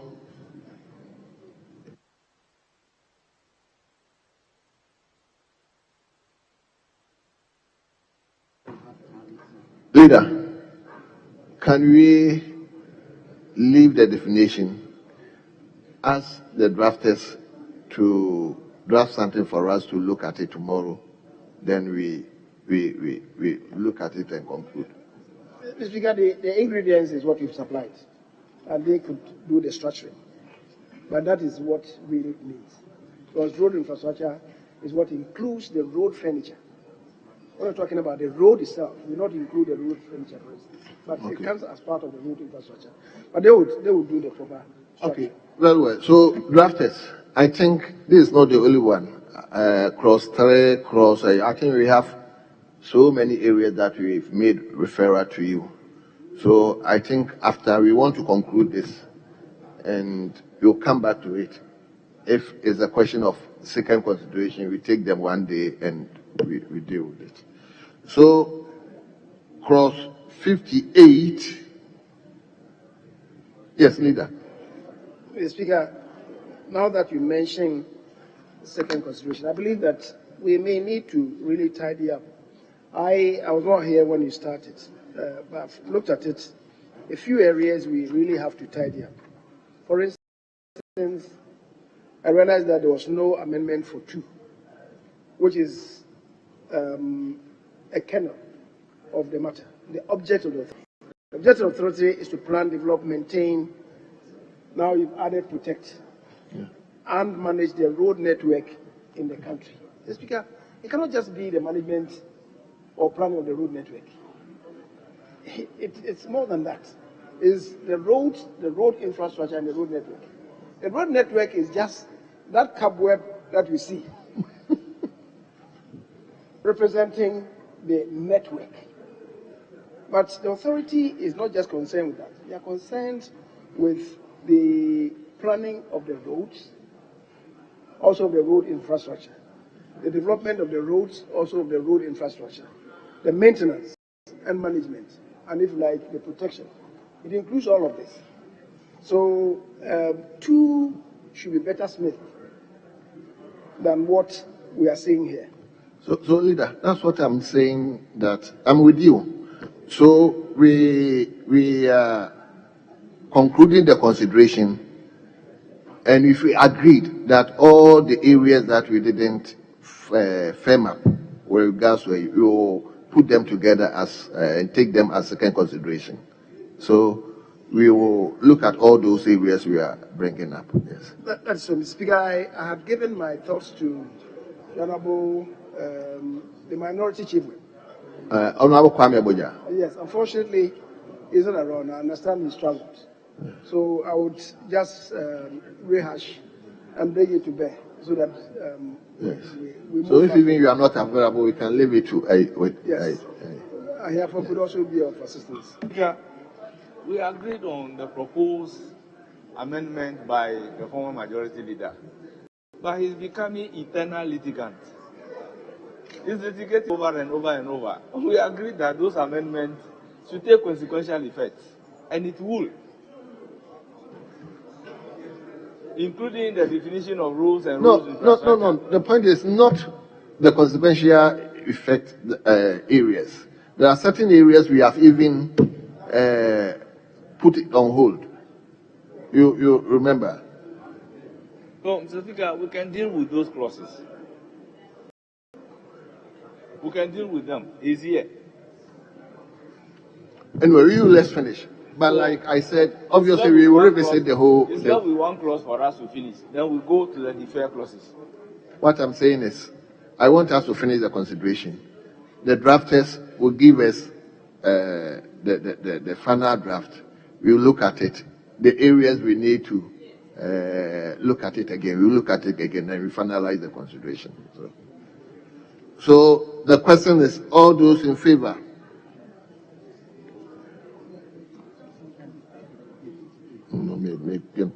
All those in favor of the proposed amendment to 58, say aye. All those against, say no. Honorable members, the ayes have it. The proposed amendment to clause 58 is carried. And that all those in favor that clause 58 stands part of the bill, say aye. All those against, say no. Honorable members, the ayes have it. Clause 58 is directed to stand part of the bill. Now, the long title. Thank you, Mr. Speaker. Mr. Speaker, member propose Yes. line 2. After maintain, insert, protect. I so move. Before the long title, we need to do repeal and savings. And 60. Mr. Speaker, before the long title, we need to do clause 59 and clause 60. That's repeal and savings and transitional provisions. Yes, 59 and 60 before the long title. Yes, clause 59. Repeal and savings. No amendment proposed. Yes, all those in favor that clause 59 stands part of the bill, say aye. All those against, say no. Honorable members, the ayes have it. Clause 59 stands part of the bill. Clause 60. Transitional provisions. No amendment proposed. Honorable members, all those in favor that clause 60 stands part of the bill, say aye. All those against, say no. Honorable members, the ayes have it. Clause 60 stands part of the bill. Now, the interpretation, is it the long title?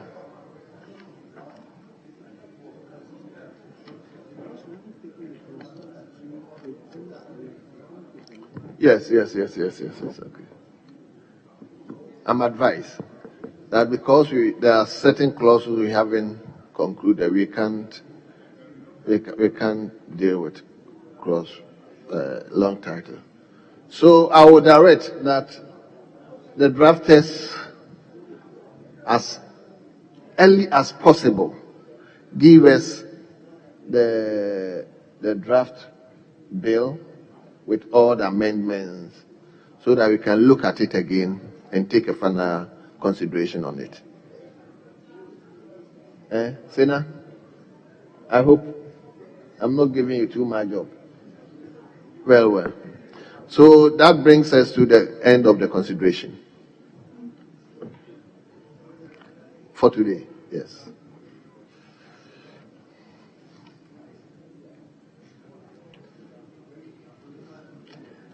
Leader, any indication? Mr. Speaker, we just have one little item. We go to page 23. We take the motion. Just one. That's the only item for the day. And then we'll take, yes.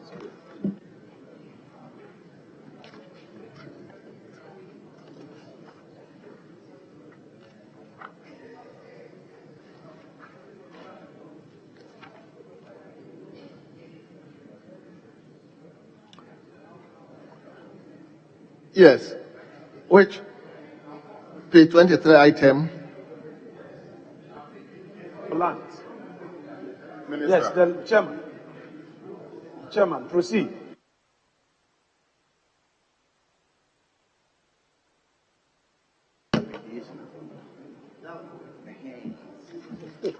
Mr. Speaker, I rise to move that this Honorable House adopts the report of the Committee on Lands and Natural Resources on the timber utilization contract between the Government of the Republic of Ghana, represented by the Minister for Lands and Natural Resources, and Samates Timber and Plywood Limited, in respect of the Boyne River Forest Reserve within the Iowin District in the Western North region, as well as 18 other companies, and a specified commensurate number of resources for the 18 other companies.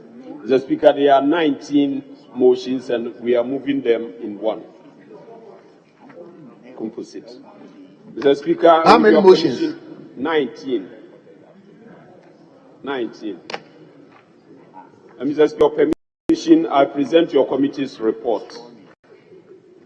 I will want the Hamzat office to capture the entire report as having been read, once I read some few portions of the report.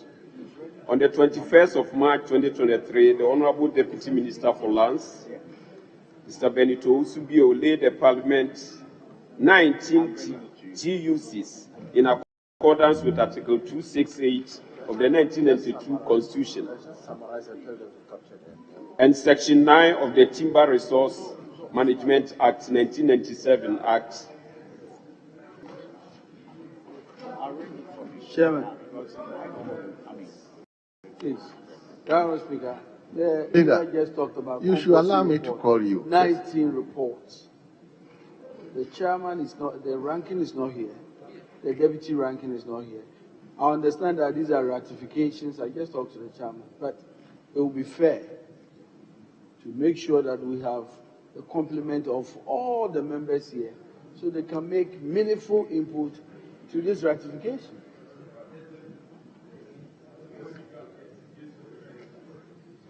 Mr. Speaker, the understanding is that they arrived at their decision by consensus, and these are matters for ratification. So, there's been distributed long ago, please. So, Mr. Speaker, I think one member is here to speak to the report, so we may hear you. Yeah, after that. Okay, Mr. Speaker, my understanding is that after the chairman has moved his motion, he will second it. So, Chairman, rely on the report and move. You rely on the report. You rely on the report and accordingly move. Yes, Deputy Minority Leader. Deputy Minority Leader. No. I've already granted him to move the motion. I think he can go on and move the motion. I don't think there's any controversial issue. So, Chairman, go. Mr. Speaker, the committee met with the...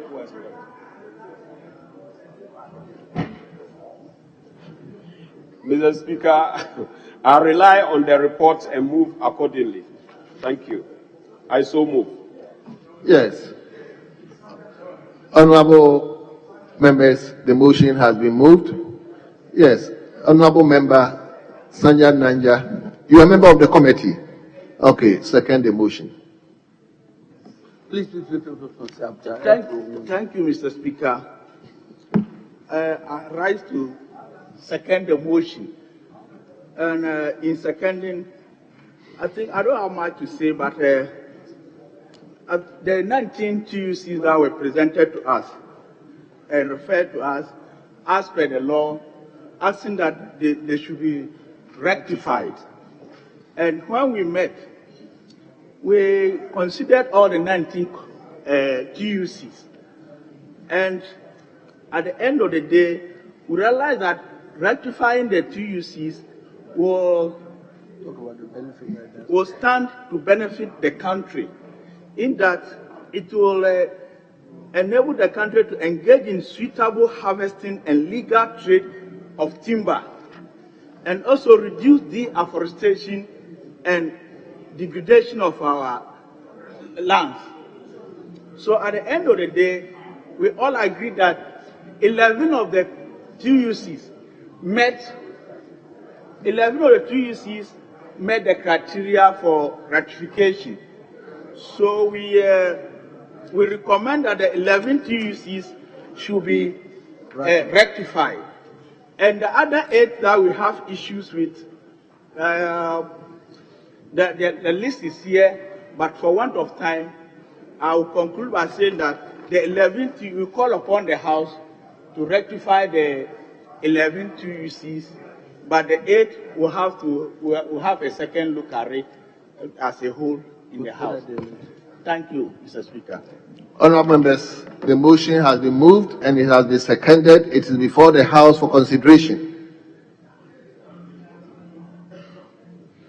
Chairman, yes, Leader. Honourable Speaker, as has been stated, these ratifications are very important, and the country stands to get a lot of advantages, especially when it comes to protection of our forests and our timber industry. But importantly, the member has raised a very important issue, that they immediately didn't have problems with 11 of the ratifications, and that 8 had issues.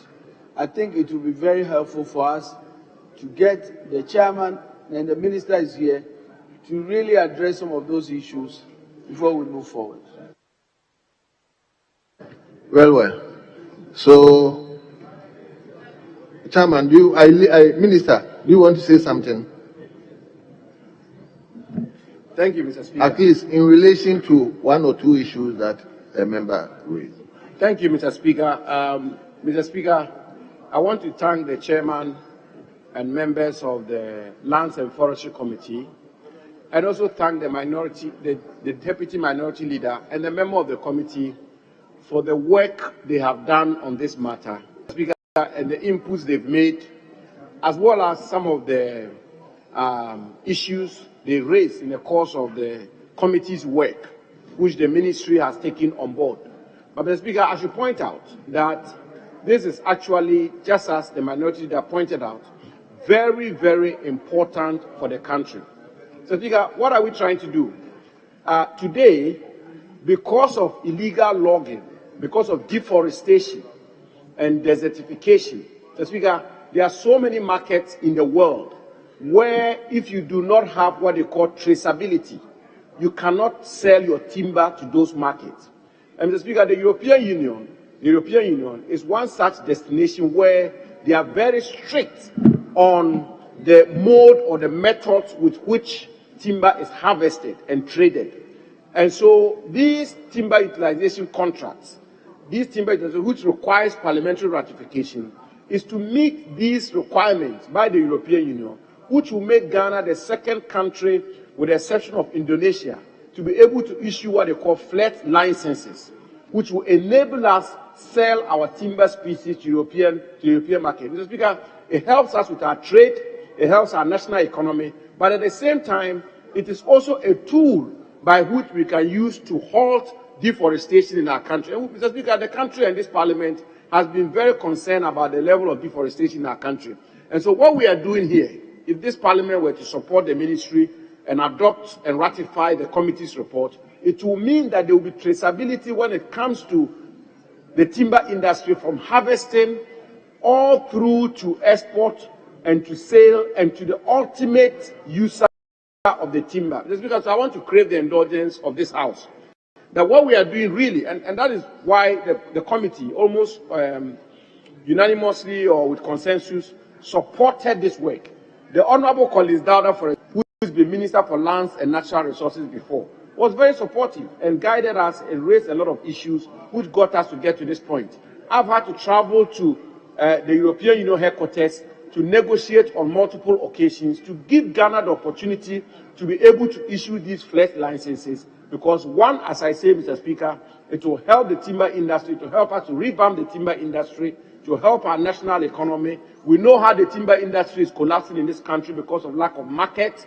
Mr. Speaker, it will help us in terms of using it as a lever or a tool to halt deforestation, like the cocoa industry, Mr. Speaker. There are several markets where you cannot sell your cocoa beans if you do not adhere to the strict principles of environmental, sustainable and governance principles, ECG principles. And that is exactly what we are trying to do here. So, Mr. Speaker, I thank the chairman, I thank the leadership of the committee, I thank the deputy minority leader, and I very respectfully and passionately plead and indulge this House to support us to be able to put Ghana as the second country, with the exception of Indonesia, to be able to issue flag licenses, because the benefits are going to be enormous. Thank you very much, Mr. Speaker. Yes, Minister, I think it's a very, very important motion, but I understand we don't have copies of the report. But, yes, Leader, I want to say something. Mr. Speaker, I think the essence of the utilization contract is how to be able to trace and track what timber that has been felled. Yeah. And if you have to utilize it or maybe export it for some revenue, it will be accepted internationally. Mr. Speaker, what I want to emphasize to the minister is that the utilization contract comes with a discharge of a social responsibility on the part of the contractors who will be granted the concession. Oftentimes, once they do it and move away from the ministry, instead of engaging the local communities to inquire from them what they need, they renege on that. But we have a new minister who is so much full of zeal, and I would implore him to look at that. Yes, he mentions Collins Dauda, and Collins, at the time we were fashioning out that bill, was the chairman of the Lands and Forestry Committee under the headship. The ministry was at the time led by the Honorable Dr. Christine Amakunuama. And the Speaker, we took pains to do this. And that is why it's mentioning Collins Dauda. At the time, without beating my chest, I know I have an avowed witness in a deputy clerk. I have an avowed, in fact, a Jehovah's Witness in one of the classrooms here, that we took pains, Collins and I, to really peruse that document and make sure that we did what was right. But as I've said, the contractors, instead of engaging the local communities to inquire from them what they require, and I'm imploring the minister to ensure that this is done once these contracts are granted. Mr. Speaker, thank you. Thank you very much. Honorable members, I'll put the question, but the chairman, and I'm extending it to all the chair that we have in this floor, that if something referred to you, you bring the motion, make sure it's accompanied with copies of the report, so that members can actually go through. The minister has actually given us the natural facts. So the question is, all those in favor? Mr. Speaker, I enjoy it. I want to continue.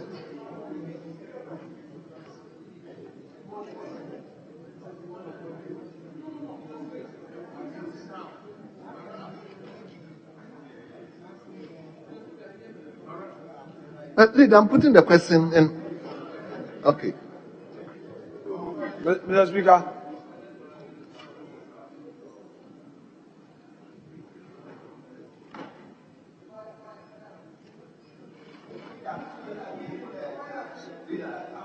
Why you want to sign? Mr. Speaker, it's only fair that you can.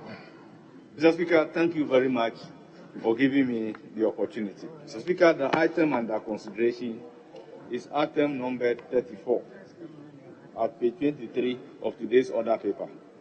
And it reads that this Honorable House adopt the report of the Committee on Lands and Natural Resources on the timber utilization contract between the Government of the Republic of Ghana, represented by the Minister for Lands and Natural Resources, and Samatex Timber and Plywood Limited, in the Boyne River Forest Reserve, within the Awin district of the Western region of the Republic of Ghana. Mr. Speaker, this is a very important agreement that deserves to be interrogated. Mr. Speaker, you are about to put the question. We are 34 in this particular chamber, and constitutionally, Mr. Speaker, we cannot take this particular decision. It would have been in contravention with Article 104 of the 1992 Constitution of the Republic of Ghana.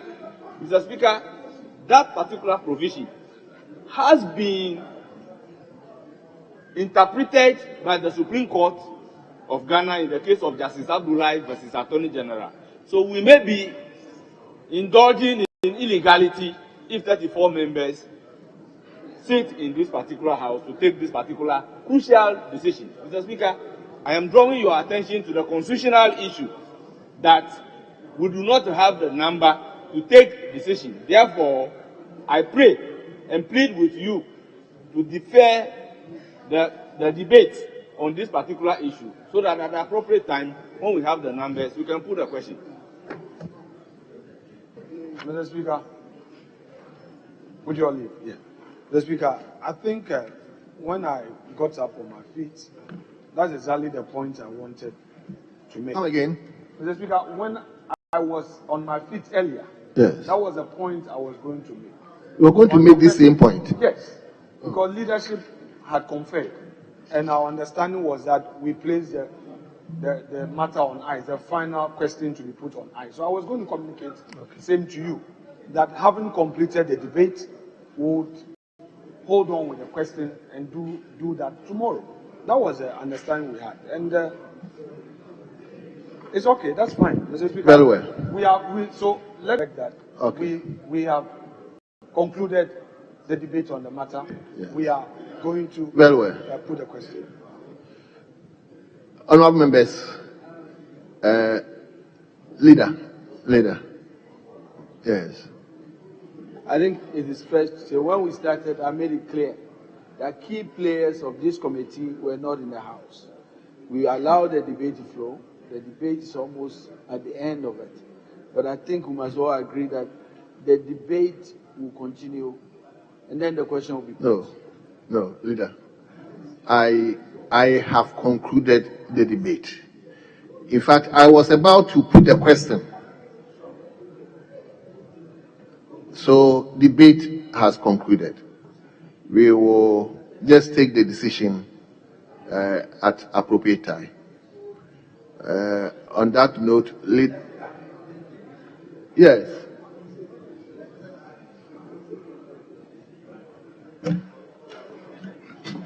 Thank you, Mr. Speaker, for indulging me as a member of the backbenchers and being new members who are learning and following the proceedings in the House. I'm concerned that an issue of the report not being distributed came up. No, it was not circulated to all members, Mr. Speaker. In this House, many times when reports have been requested for, we are quick to say, let's lay them, and later the reports will be distributed. And we do not get the reports to have meaningful debate and to also contribute from even layman's perspective. That is why my lead that we should continue the debate so that those who did not get the report Honorable member will for have the Tamara East. opportunity. Honorable member for Tamara East. My understanding was that the report was were distributed some time back, but I've already ruled that debate has concluded. So we'll take the appropriate decision when we feel like taking the decision. So I don't think we need Mr. to. Speaker, but we must also be careful not to always indict the table office. They don't have that right of audience. They are unable to respond, and we have to be very fair to the public servant, the civil servant, and parliamentary service staff. These reports have been distributed long ago, honorable colleague. Just for the records, I beg of you, they have distributed the report. So don't create the impression that the reports were not distributed and is being taken. That was not the application of your leader. Mr. Speaker, I raise my case. Very well, I think we've gone past that. So we will take the question tomorrow or Thursday. So leadership, I'm tired. So I'm tired. Tomorrow.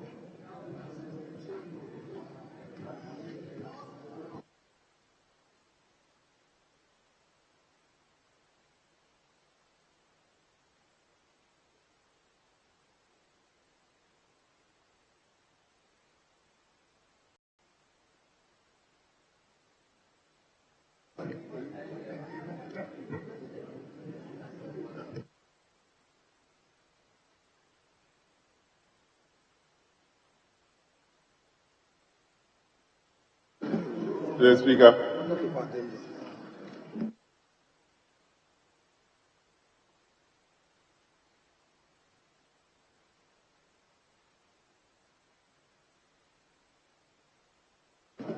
Mr. Speaker, other people are then do.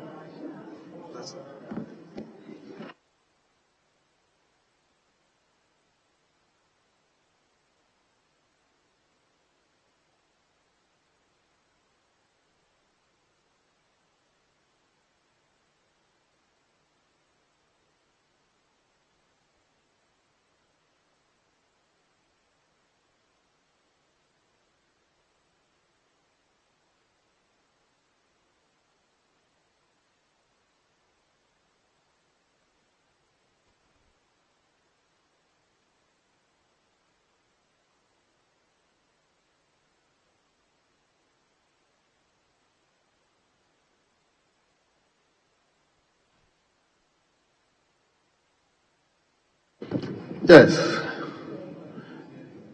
Leadership. Mr. Speaker, I've made an application. Other people are then do.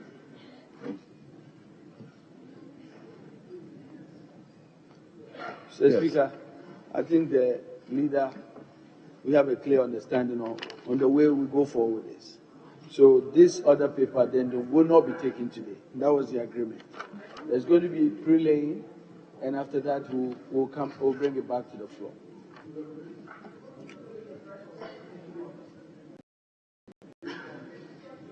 Yes.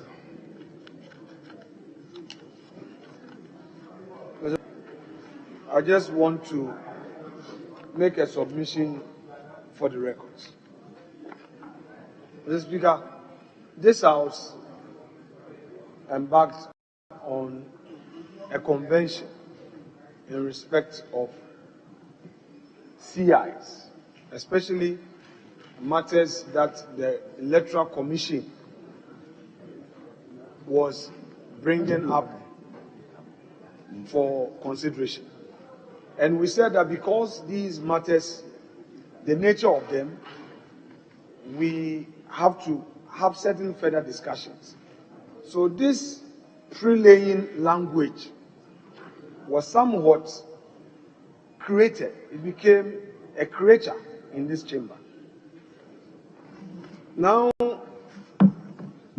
for us to extend this conditional convention on all subsidiary laws with the greatest respect would not be helpful.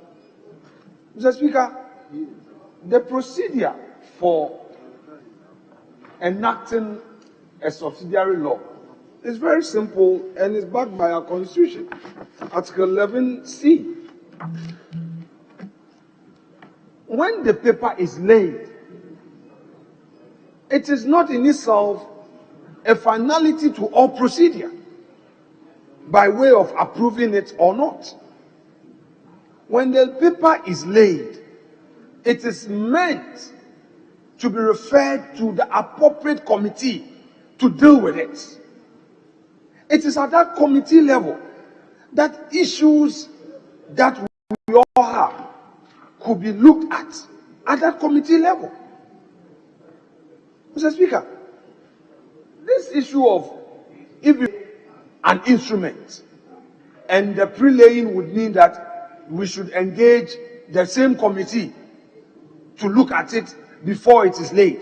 Mr. Speaker, it adds up to nothing.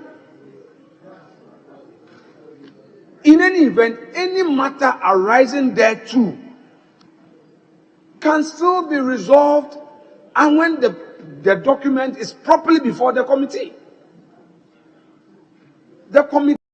will be seized with jurisdiction only if we lay and a referral made. Mr. Speaker, just for the avoidance of doubt,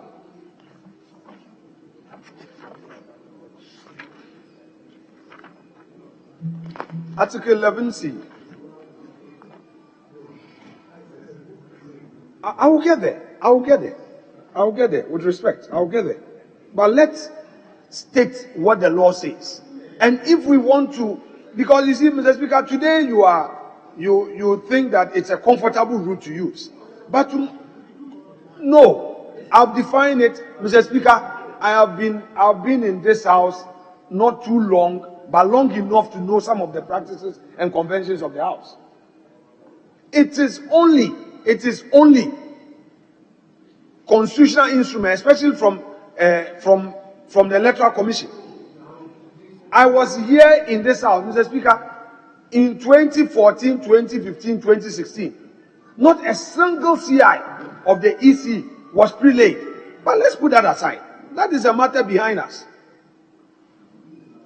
This is an airline. The law is already in force. It's a law to operationalize it. And I'm saying that we should not create any rigidity for ourselves by way of a supposed convention practice that there must be a pre-laying of the document before same is laid. I'm saying that this practice does not find space in any law or our own practice by way of our rules book. We recently enacted our rules book. There is nothing in it. If we practicing it and we so loved it, why didn't we find space to enact on it? We did not. Because we wanted to deal with certain specific national issues where as a house we agreed that, look, on these matters, let us all debate, discuss before it even referred to the committee, so that if the issues go back to the Electoral Commission, that does not mean that now all ministerial functions will be somehow submerged into this practice. Mr. Speaker, that one, I humbly and with all modesty submit that it is not right.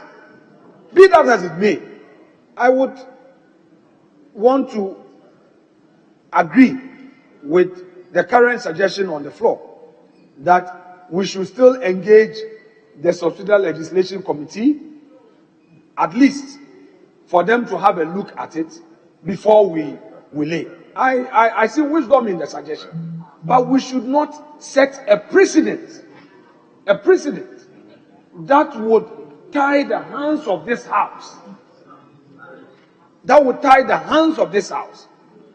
Rather unreasonably.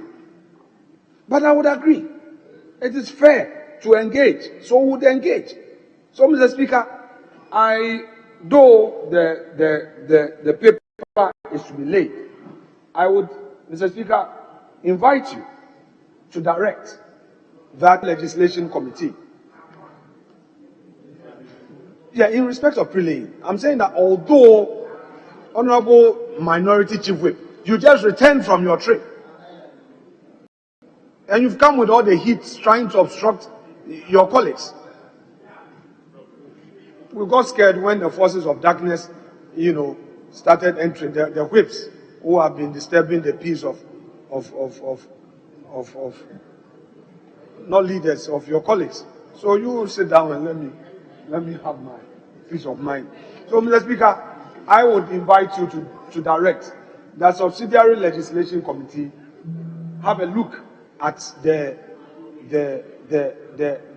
document under the auspices of our practice and convention pre-laying, so that as soon as possible they get to the minister with any issues that they may have for the proper laying to be done.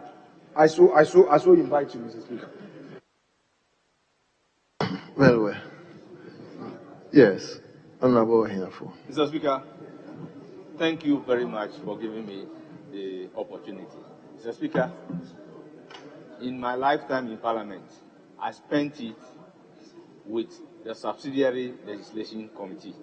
I was a member of the committee in the 6th Parliament, the 7th Parliament, and the 7th Parliament in particular. I was the Vice Chairman of the committee and now a friend to that particular committee.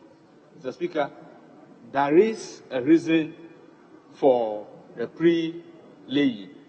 And this House, by convention, has agreed that the subsidiary legislations, particularly in the form of legislative instrument and constitutional instrument, must go through pre-laying. It is all the constitutional imperative in Article 11(7) to the effect that when the document is laid, you can't even cross T or change a dot unless you have two-thirds majority to annul it. Mr. Speaker, we all know this is a delegated function, subsidiary legislation. Mr. Speaker, the Supreme Court in various cases upheld that once the document is laid, you can't do anything about it until you have two-thirds majority to annul it, and automatically it will mature after 21 sitting days. So what will be the means by which Parliament would at least make an input to the document that will come before the House and mature to be law after 21 sitting days? Hence, the convention and the practice to do a pre-laying. And this convention and the practice was in this particular House before myself, and then majority leader entered Parliament. If it is today that we are going to change that practice and procedure, then let's say so. Mr. Speaker, I maintain that if we want to follow the Constitution by its spirit and letter, this House cannot work. This House, it cannot work. So if you are saying that because of the constitutional imperative in Article 11.7, this House will no longer do pre-laying, set so and set the record for posterity of us. Mr. Speaker, on the basis that he has agreed that the document goes through a subsidiary legislation, that is the way we should go, so that Parliament by its committee can have an input into the law that will be emanating from the executives. We have the lawmaking function. The Speaker, the challenge is that we make our laws by simple majority. But when it comes to subsidiary legislation, it is two-thirds majority to annul it. Even when, as a representative of the people, you realize that the law is not in the interest of the general public, you need two-thirds majority when we make law by simple majority. So, practice and convention allowing a committee responsible for subsidiary legislation to look at it before it comes to the House is in the right order. Other than that, when the referral is made to the committee after laying, the work of the committee on it is of no effect unless they have two-thirds to annul it. So please, let's continue the practice and convention. Yes, well noted.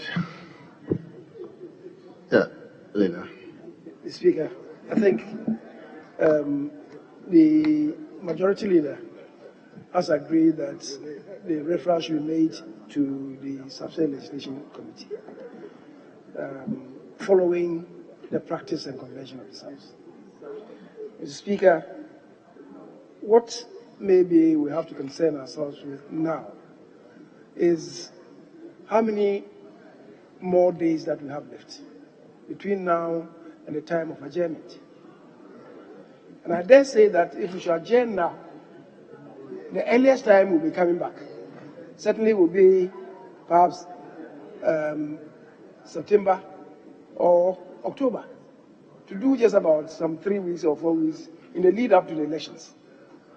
We should be pragmatic in this. The Speaker, we just went through a piece of legislation, the Rules Authority, and then this matter about even having a roadmap for the transmission of a regulation, an instrument related to the implementation of the bill. We have given ourselves 1 year, 12 months.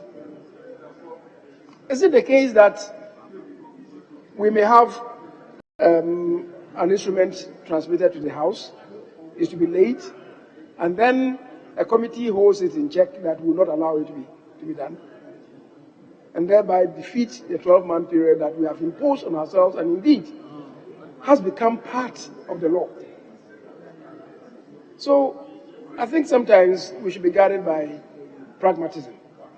Mr. Speaker, I also would want to strongly suggest that whereas I agree that convention and practice must be respected, it cannot also be said that any authority in this House, be it a committee or even the chair, can prevent a minister from presenting a paper to this House. It cannot be entertained. I am beginning to see some tendencies that somebody will say that I will not allow this to be done. It cannot be accepted. It cannot be accepted in the House that the minister wants to present the paper, whether it's a bill or an instrument, and it is said that we will not allow you to do that. It's totally unconstitutional and against any known practice in any jurisdiction. So, having said that, Mr. Speaker, we need to engage. Engagement is good, so that if there are any rough edges, we deal with it before ultimately it comes to the House. I'm just saying that in this particular case, we should know the number of days that we have between now and the point of the period of adjournment. Are we going to have more than 21 sitting days? And if we don't have it, and then it continues in meeting, when is it going to mature? So, pragmatism. Mr. Speaker, thank you. Mr. Speaker, you're going to give your orders or directives, but on the basis of the pragmatism, I would want to draw the attention of the Subsidiary Legislation Committee that would be seized with this pre-laying mandate to note the essence of time. And in view of that, Mr. Speaker, my further prayer to you on the weight of the pragmatism principle is that today being Tuesday, the document sufficient copies are available, and I would make it available to the clerk at table that upon receipt, pursuant to your directives or orders, they should meet on it and at least ferry all concerns they have on same to the minister, so that they tie the rough edges at least within 48 hours, so that the essence of laying this and getting this instrument in place does not become odious. I so submit, sir. Leader, I think your second prayer is contingent on so many things. I am not seeing the chairman of that committee. I'm not seeing the ranking. So we will make the orders. But I think it's also the availability of the minister to meet them. So I'm the referral is being made to the subsidiary legislation, and we will urge them. Speaker. Honorable member, I haven't called you, please. What? I haven't called you. The fact of the matter is that I'm not giving anybody 48 hours, but I will urge them to, as early as possible, sit down with the minister and bring the report to the House for laying. So the document is hereby referred to subsidiary legislation. Mr. Speaker. Come again. Mr. Speaker.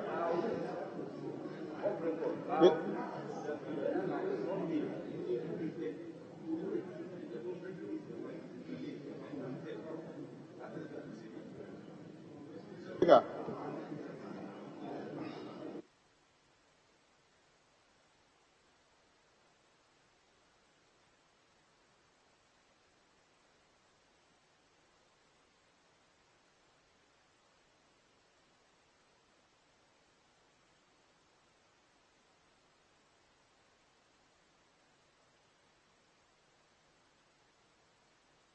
Yes. So, Honorable Ehiafo, I think the document official is not before the House. So, let me urge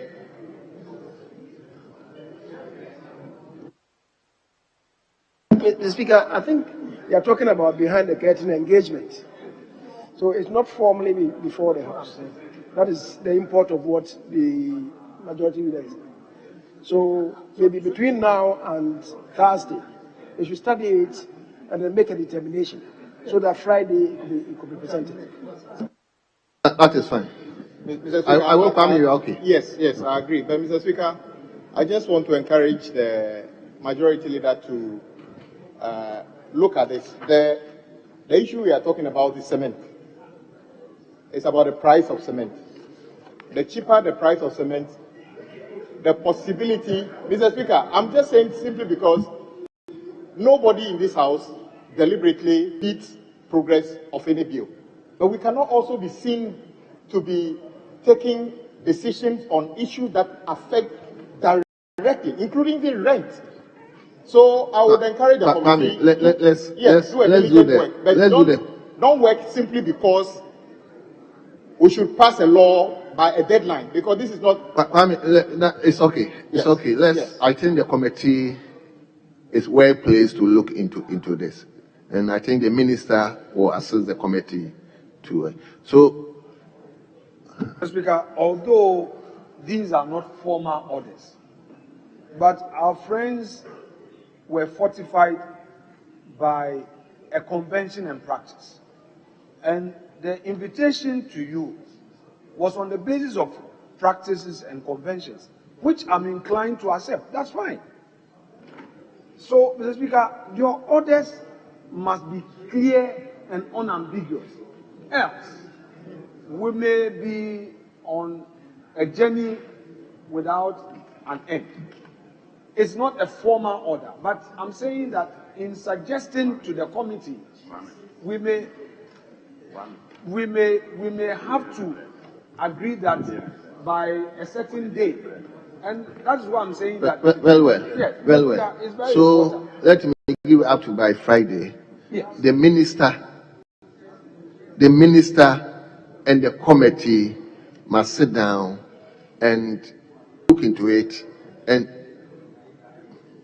Mr. Speaker, I proposed that the committee and the minister have the engagement over it between now and Thursday. And then if they agree, if they come to the determination, it could be presented to the House on Friday. I think that's a better alternative. I think it's fair. So that is the directives. The minister and the committee should engage themselves on this at least tomorrow and Thursday. If they agree, they should come to the House and for us to be laid. So, clerk, table, get the minister informed, get the committee members informed. Yes, I think this is fair. I don't think there's any. On that note, leader, I think you move for adjournment. Mr. Speaker, I move for adjournment of the House to tomorrow.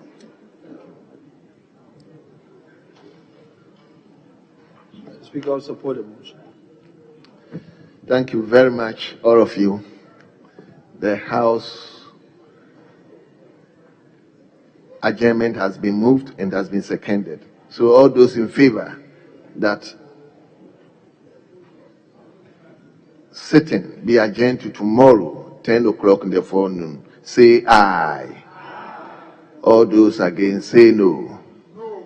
Honorable members, the ayes have it. The ayes have it. The motion to adjourn the House to tomorrow, 10 o'clock in the is adopted. Now the House stands adjourned to tomorrow, 10 o'clock in the forenoon.